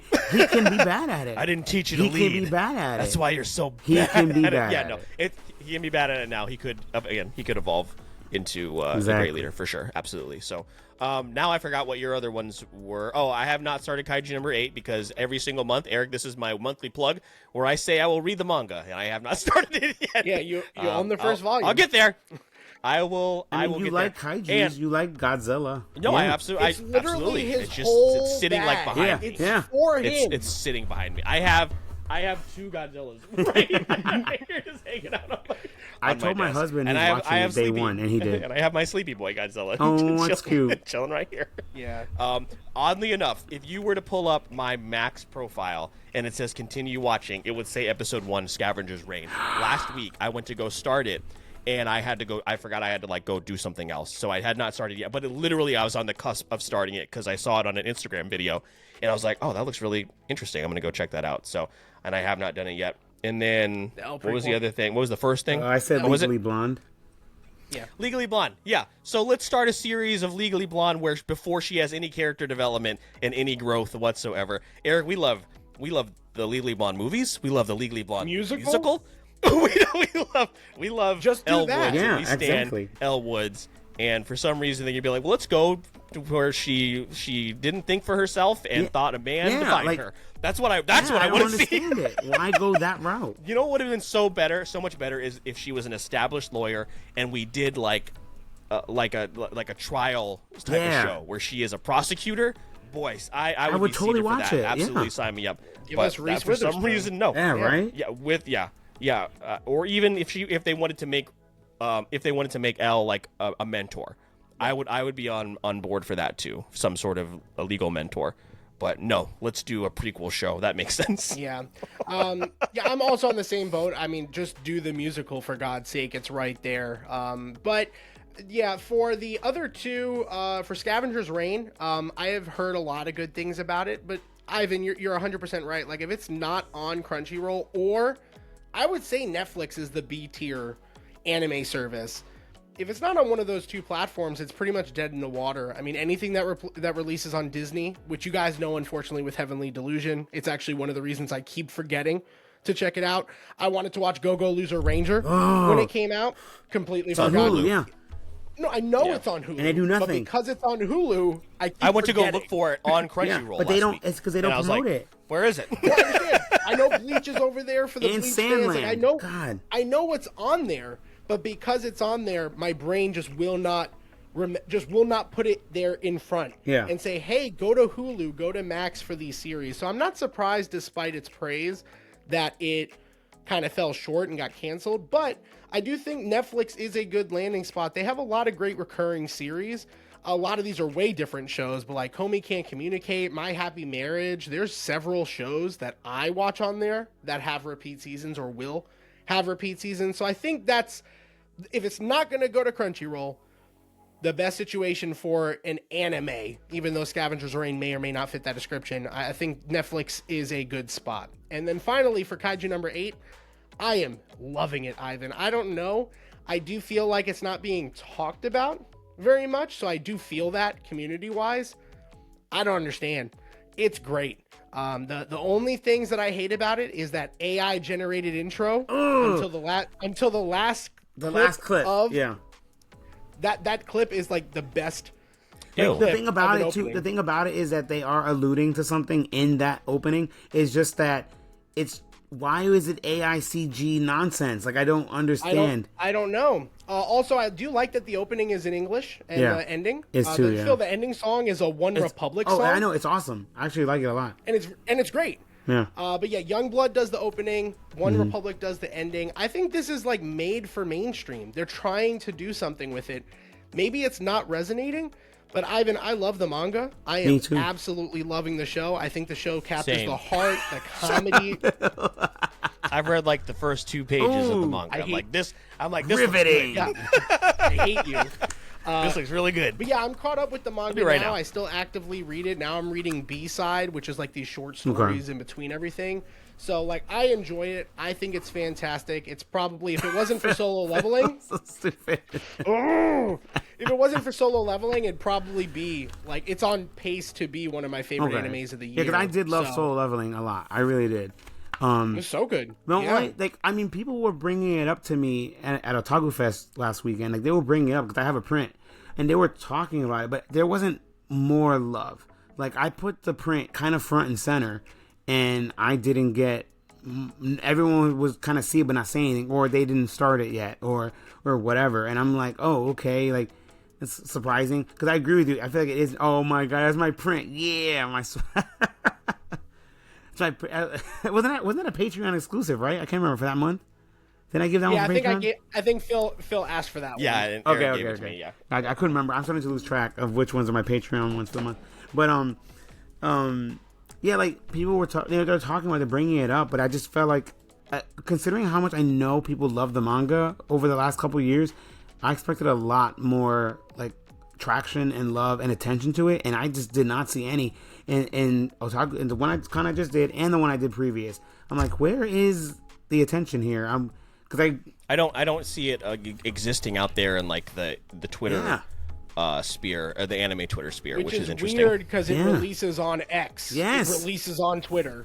Yeah, it's that's so true. I didn't even think about that. Confusing to me. So confusing, but I think maybe when it's all said and done, maybe it will be a binge-worthy show. I know I'm watching it with my wife, and she's mad that we're watching it episodically. Yeah. Shane I can understand. Shane's the same way. Yeah, I made him. I told him we're watching day one, and he's like, okay. Want more? I think it's great. I think it's fantastic. I love what they're doing with it. And yeah, Phil, I can't wait for you to watch it. It's absolutely your thing. And the protagonist is like really old compared to his peers, so you'll really relate to the main character. He's not 16. I love it. He's like a 30-year-old. Again, Eric, when we met, I was older than you, but you now surpassed me in age just based off your mannerisms and the way that you act. That's not how it works. I was older than you when we met. You are now 45. So I just want to make that clear. Wow, that's crazy. Well, Ivan, what are your other 20? No, that was it. Dare you? Okay, I don't know. I can pull 2 out the chamber. Let's go. Hey, no, that's okay. That's okay. I was like, at least this won't be 2 hours long. But that didn't. I told you I'm a rambler. Here. No, it's totally fine. We also got caught up in a lot of a lot more of the didn't make the cut stories than we normally do, because again, May was nuts. So much. And we're recording this on the 21st, so within the 10 days, we're gonna miss something. Yeah. So when you guys hear this episode of Memorial Day, something huge is gonna happen, and we'll have totally missed it. But all right, gentlemen, you will now need your mobile devices so we can play the real version of Pop Culture Jeopardy. You sons of bitches over there, and wherever this is going to release. Hold on, I gotta stop it because I didn't do the I didn't turn the music off or the audio off. At least I caught it now. Let's do that. Eric, you should have this website like saved at this point. To be honest with you, in your browser. Ivan, are you able to? Do you guys need me to make this bigger? It actually looks pretty good right now. Oh, is that too big? We're gonna find out when you pull up the board. So let's. That's true. Okay. Let's see. Ivan, I don't know if you can use that QR code. Our guests have had varying levels of success when it comes to the QR code. So y'all let me know. This is the Eric, just pick the same character you pick every time. You don't have to scroll through all of them. I know there's a lot of choices. Oh, the QR code worked for me. We're good. We got time. No time. Just pick a character. We have time. No, we do not. Just pick a character. Oh, these are cute. Oh my god. That's what I'm saying. Is there a lizard in? Oh, there's a shark. I'm in. We're good. I'm Oh, done. in support of Assassin's Creed. Oh god. Jesus Christ. That's never mind. Why does it say his name is Jordan? Jordan. I was like, I was so confused. I was like, why did you join the game as Jordan? There's no Yasuke option, sorry. Oh. Jesus. All right. So, you guys know how Jeopardy works. Hopefully you at home watching. I didn't give the disclaimer in the beginning of the episode that this is an episode you should definitely watch on YouTube. Now, if you're listening to the audio version of this episode, Jeopardy is definitely a part of the episode where you should go to YouTube and watch if you have the ability to. You can listen, but yeah, it's not as you know. I understand there's a lot if of you don't want to visuals here. skip ahead like an hour and a half into the episode and just watch this part. Right. I get it. But I'll also lay this out for my contestants right now, since there was so much confusion last time. Do not buzz in until I finish reading the question. Well, that's horseshit. So we'll establish that right now. Wait, it Eric. doesn't. I thought like it'll turn red or something. Yeah, It will, but not yet. You should be able to. No, we shouldn't be able to answer until you're done stating the question, but we should be able to buzz when we got the buzz. Yeah, like when it turns red, if we know the answer, Fine. right? Fine. There's no way you're going to Fine. be able to enforce this. That's true. I think we said the same thing last month. So, it's fine. All right. Here are my categories this month, Zoom out folks. a little We bit, have just a tiny bit. zoom out. Yeah, just a Okay. tiny bit so we can see the categories. Oh yeah, I I can't guess see. Is that No, good? up. you zoomed in. You gotta. Oh wait, what? I'm zooming Let out. me scroll up a little. Scroll up. Oh, I can't. This is it. There we And then I go. guess zoom How out. about that? There we go. Zoom out more. Is that better? Oh, there we Okay. go. Yeah. Is that better? I think Yeah. so. Okay. So, we have sitcom space, rom combinations, gotta catch 'em all, but you guys can probably guess what that one is, and fast food factile. Ivan, you are our guest. I will let you go first. Eric, I believe I have figured out the daily double. We'll see. There's a daily double I've said in that. here? I've said that 6 months in a row that I think I got the daily double figured out, and I have not. So, Okay. we'll see what happens. Ivan, let's throw it to I you mean, first as our Okay. guest. Gotta catch them all for 100.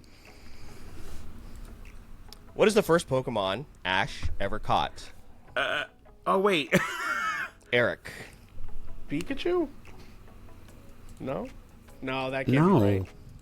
Yeah, I'm dumb. Ivan? Isn't it oh god, what's that Pokemon's name? A Pidgeotto? No. Oh, it was Caterpie. Caterpie. Oh my god, I forgot Caterpie. And I love that damn Pokemon. Well, when it was The second Butterfree. I'm I said embarrassed for both of Pikachu, you. I was like, that was dumb. No, I'm so mad. Wasn't Pidgeotto like a second one? Yeah, Pidgey. Yeah. Or, It's no, it wasn't Pidgeotto. Pidgeotto. Damn I think it it. was Pidgeotto. Yeah. Ivan, still your board, though. Oh, gotta catch them all Let's see if 200. we get both. Let's see if we get you guys both in the positives this round. That's my goal. All right, gotta catch them all 200. How does Pikachu evolve into a Raichu? Ivan, Sorry, I did that real fast. I hurt my hand. I heard it. It only evolves with like a Thunderstone or whatever the heck it's called. Yeah. And he decided not to do it because Pikachu would not be the same. Nah, because he's a G. Ivan, I mean, back to you. gotta catch them all 300. Whenever Team Rocket gets yeeted into the sun in the anime, what do they yell? Oh, Ivan. Oh crap! Oh, Team Rocket blasting off again. Okay. I was like, is Oak No, Rapid no, I was sorry. ready to say that. Yeah, got it. All right, Ivan. 400. Gotta catch them all. Okay. Which Pokemon is featured on Pokemon Silver? Eric. Lugia? Well You done. Well done. Tramp. Eric's board. I feel like I'll regret this, but yeah, gotta catch them all 500. Charmeleon evolves into Charizard in the anime in order to fight what Pokemon? Oh, I hit it without thinking. Oh, well, here we are. Oh, I forgot what Pokemon he's fighting. Hold on. Okay. Yeah, 10 seconds. I don't remember. I'm gonna just spit some random thing out. I don't know. Machamp? I don't know. I have no idea, actually. I forgot. Machamp? I just said it to say it. Eric, you have a guess? I do, but I'm not confident to lose the points on forgot. it, so I'm gonna sit on my hands. Oh, for I this forgot one. we could pass, can't we? I would not have Aerodactyl. guessed I Aerodactyl. completely forgot. I was like Blastoise. No, And I love that Pokemon. I love that episode. Midnight. No. Damn it. Yep. All right, Eric, it is your board still. Yeah. Let's go. Let's do sitcom space for 500. God. In The Fresh Prince of Bel-Air, what do Will and Ashley trade her violin in for? I didn't Ivan. mean to hit it. Do you know how Jeopardy works? I saw it turn red. I said, "Oh yeah." Oh my god. Wait. What? I don't remember. I have no idea. 6 seconds. Dress. I don't remember. I really don't remember. Eric, What fucking question is this? No, I don't know the answer to this. it's a $500 question. That's what it is. A drum set. Oh my Traded god. in for okay. a drum set. Okay. God dang it. All right, Eric, back to you. Get the fuck out of that category. Yeah. Rob combinations. 500. God. Cameron Diaz and Ben Stiller find each other years later after a disastrous prom night in this 1998 classic. Oh, what is that movie called? You guys are going to be mad if you don't get this. All of these, actually. I know what this is. I don't know the title. Me too. I remember the name. I remember the I don't movie. know the title. I remember the movie, but I don't know the name. All right. No can't remember guesses? the That's a name. good 500. It's Yeah. like, oh, okay. No, No guesses? No. Ivan? If I'm wrong, Okay. I'm losing. There's something about Mary.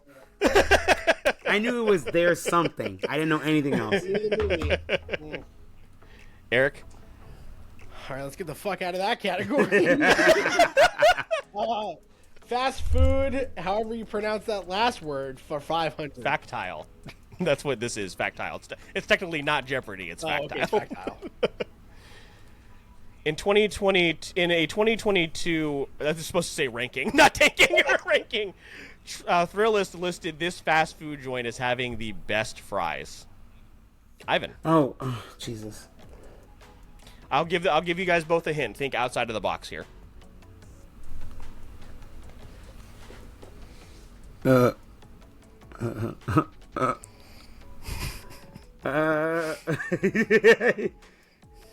I don't.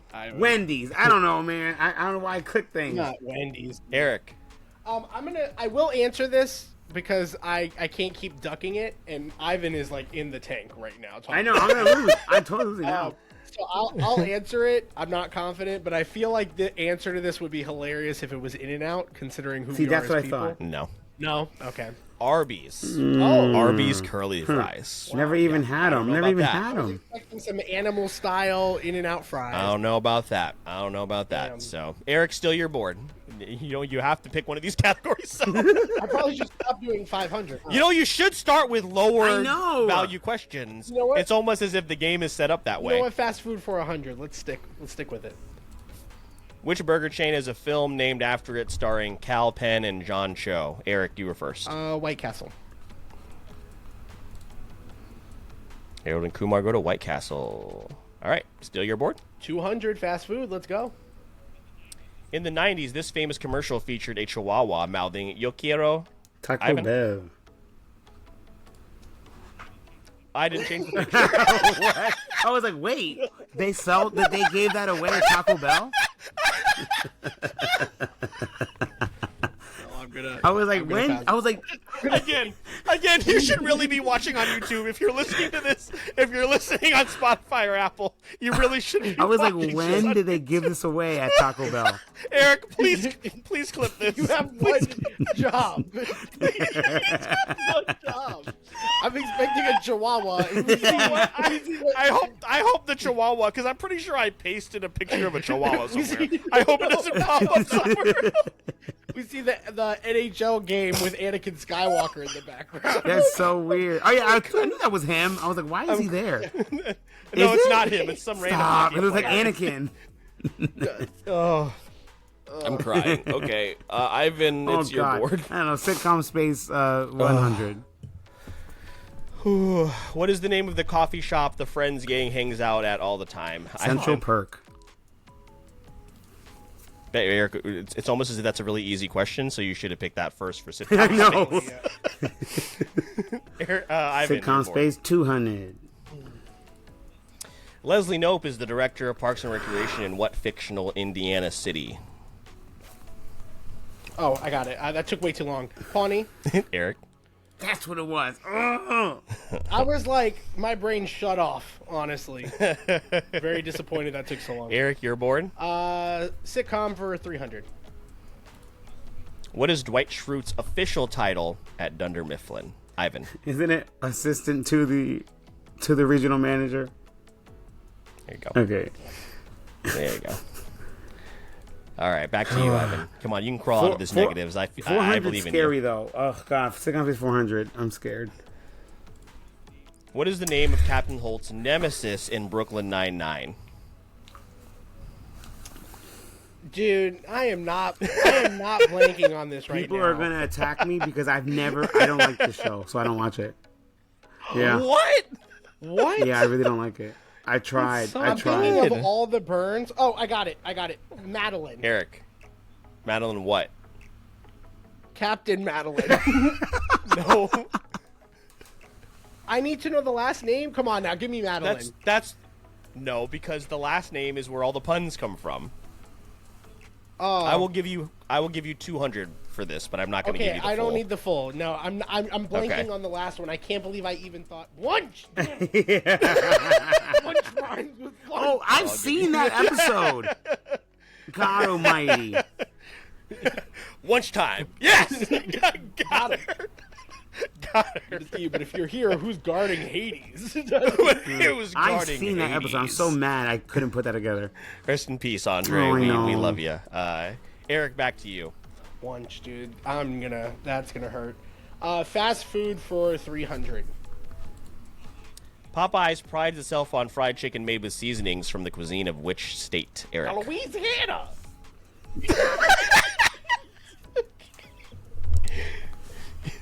Maybe don't watch No. this. Yeah, that part was on embarrassing. YouTube. Eric.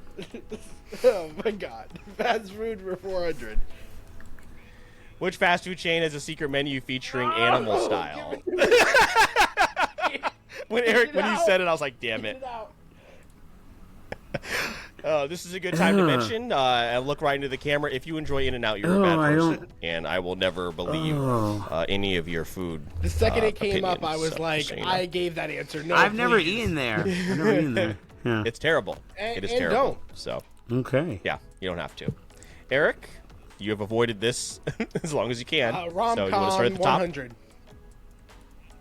Patrick Dempsey and Amy Adams live out a fairy tale in this 2007 Disney classic. Eric. Enchanted. Sorry, Ivan. No, I knew I was gonna lose, yo. I'm negative. Hey, 200? Yeah. 200, Eric? Seth Rogen and Katherine Heigl navigate an unexpected, this is supposed to say life event, in this 2007 Apatow entry. Ivan. I just realized I hit it with the wrong title in my head. Now I'm gonna be really mad because I know the Take answer. the 14 seconds. I know the answer. I Take can't your spit it time. out. Mother. Well, all right. I don't remember, so I'm just gonna say I don't know anything. You want to throw out something? No, Something because it's so from the stupid Apatow? what I'm about to say. No. No, What it's is not it? it. I don't want to say it. I'm embarrassed by it. Okay. Eric? Is it knocked up?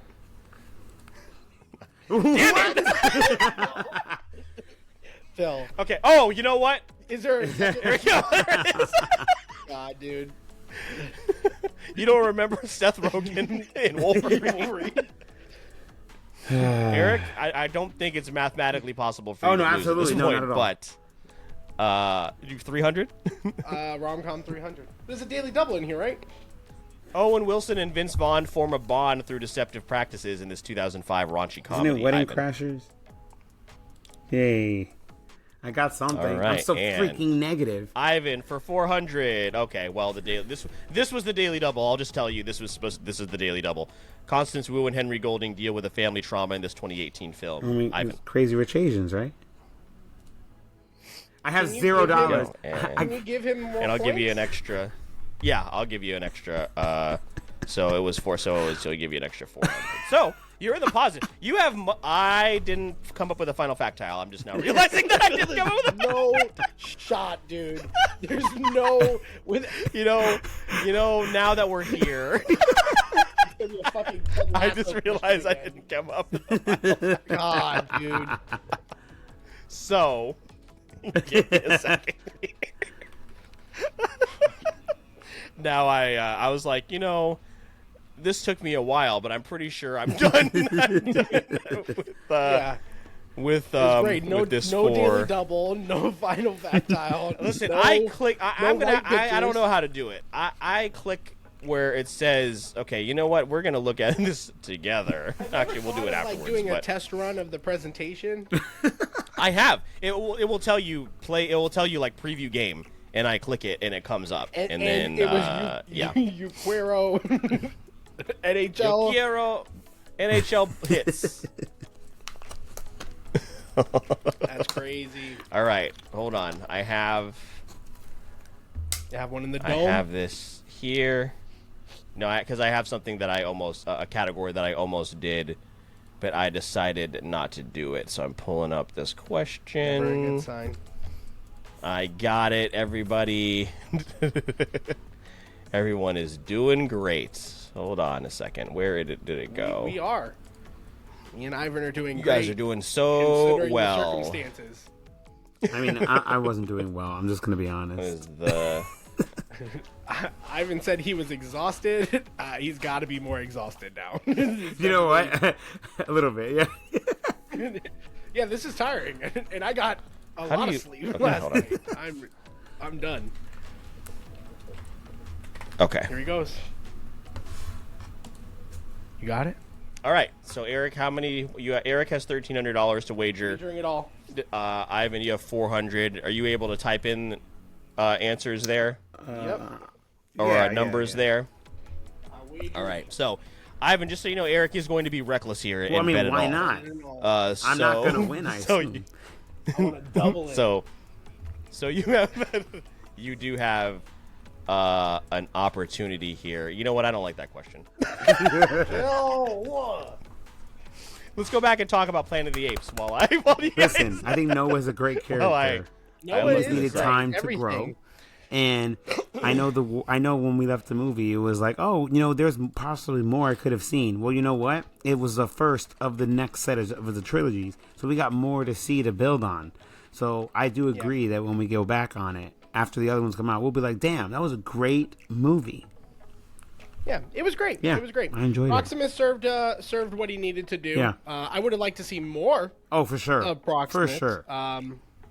But yeah, I really love the group of friends from Yeah. the first time that they're climbing for the eggs. Oh, man, me too. Yeah. All the way to the end. Yeah, I thought that was great. Everything with the mom. Yeah, everything. Like, it was so good. Yeah, my true criticism is only two things. Like, I wanted more, which isn't a bad thing, and Yeah. because we're gonna get it.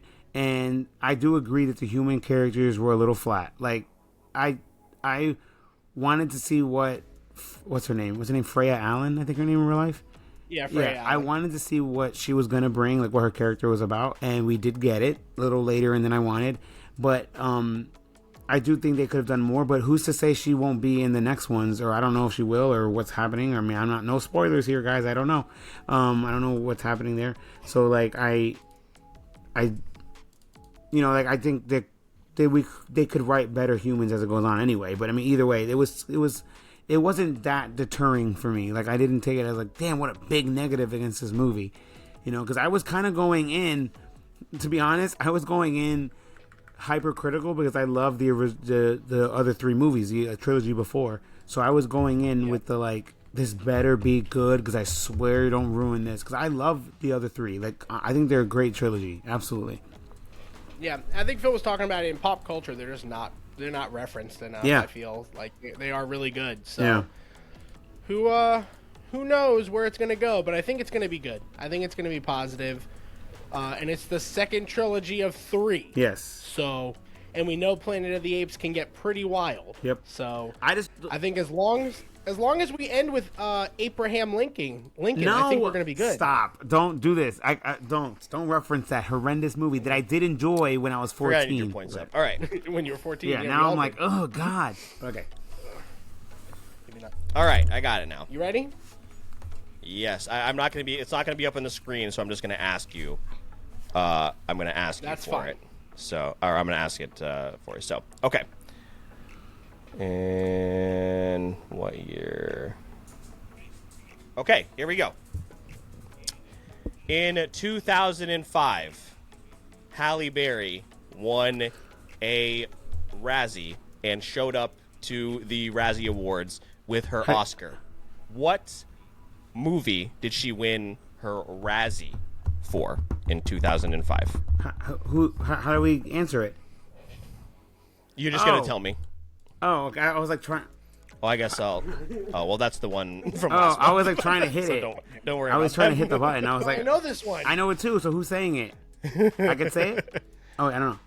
Who won? Yes, go ahead. Go ahead, I Ivan. won. How did you win? Don't worry about Oh, that. isn't it Catwoman? Okay, Eric. I was also gonna say Catwoman because I don't know what other movie she would have gotten a Razzie. Exactly. Yeah, I agree. Okay. Yeah. It was Catwoman, and Eric did win. This pissed me off so much. Team Jordan made me so mad the whole time because I was like, Jordan's not in here. Wait. Eric How did he finally win? won. Well, he bet. Oh, because he well, I got it assume right bet too. all, 'Cause right, he got it Eric? right Bet it all. too. Is that why? Yeah. Yeah. Eric bet it all. Yes, and so, but you did finish in the positive. That's so annoying.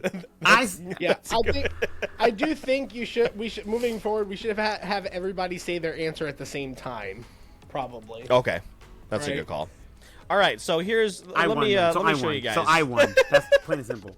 I don't know. That's okay. Well, I don't know about that, but so again, look. So this is what the editing screen looks like for this. So for Daily Double, you can select and see. I have it selected. You can Which select ones? Yeah. what is the Daily Double, and it doesn't come up.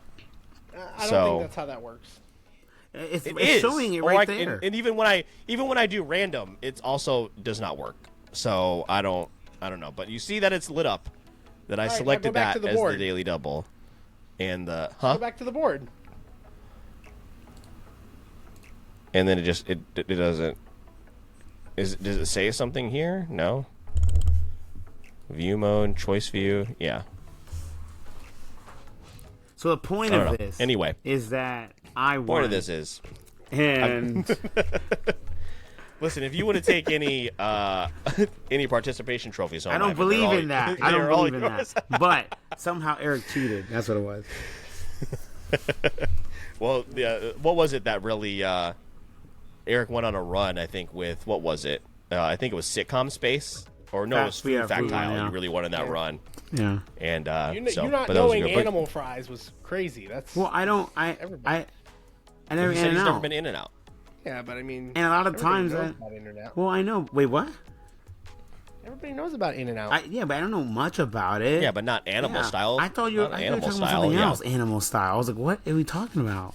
Oh yeah. No, but a different type of that is tactile. the May edition of What Did I Miss? An episode in which I said, "Oh, this will be shorter because there's only 3 people," and I'm pretty sure this is going to be the longest What Did I Phil Miss tells episode. me every pre-show to stop Not to estimating do that, the time. and I did it. Yep. And I did it. That's my own fault. So, Yes. Ivan, thank you so much for your time this month, and we appreciate you coming on and having fun. We obviously wanted to have another one of our lovely convention friends this week, but couldn't happen. But it will happen very, very soon. I hope you had a good time because we're going to rotate guests, repeated guest here because this is a lot of fun. So please let our audience know that if they, for some reason, don't know you and this is the first time they got to interact with you, let them know where they can find all your work and, again, where you're going to be as far as conventions, where you're going to pop up soon. So, Okay, so if you don't know, I'm an artist. I will be at...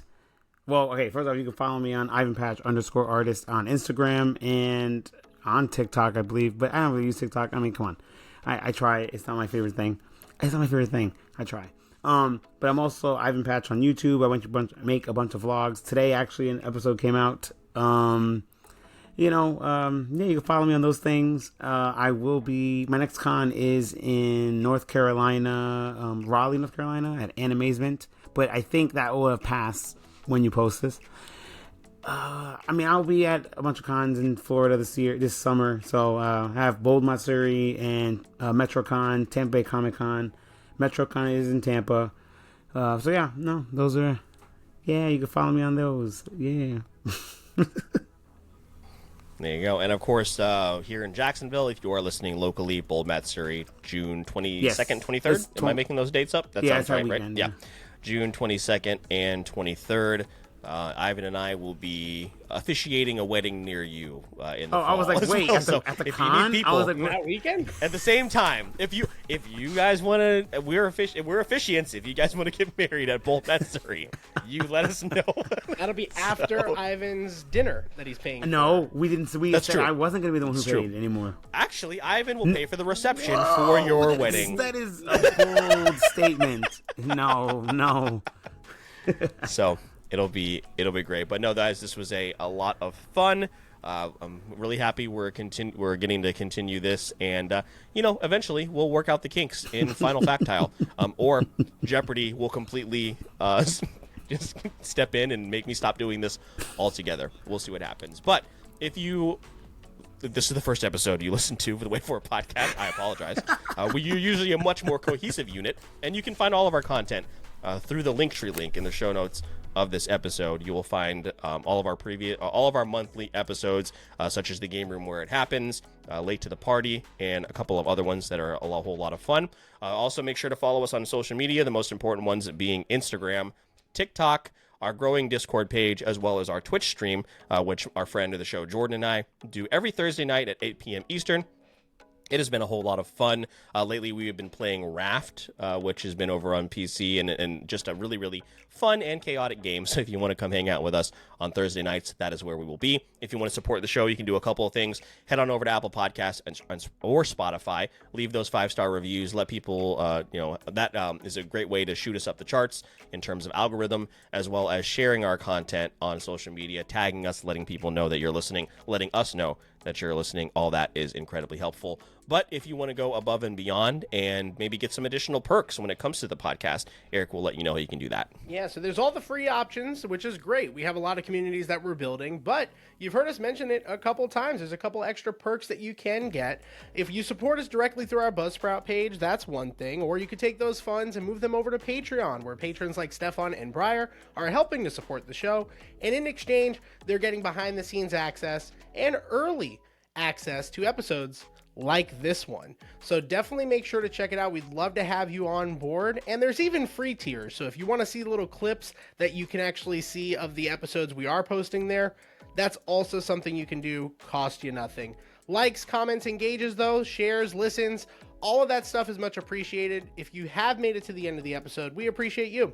And with that being said, my name is Mr. Eric Almighty. That is my co-host, Phil the Filipino, and our guest, Ivan Patch.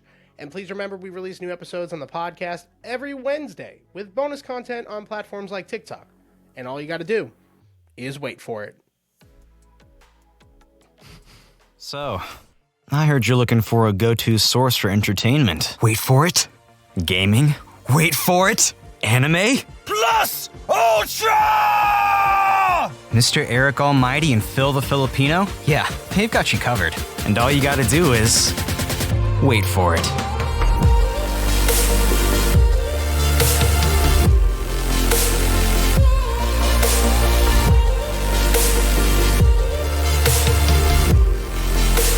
This is the Wait For It podcast.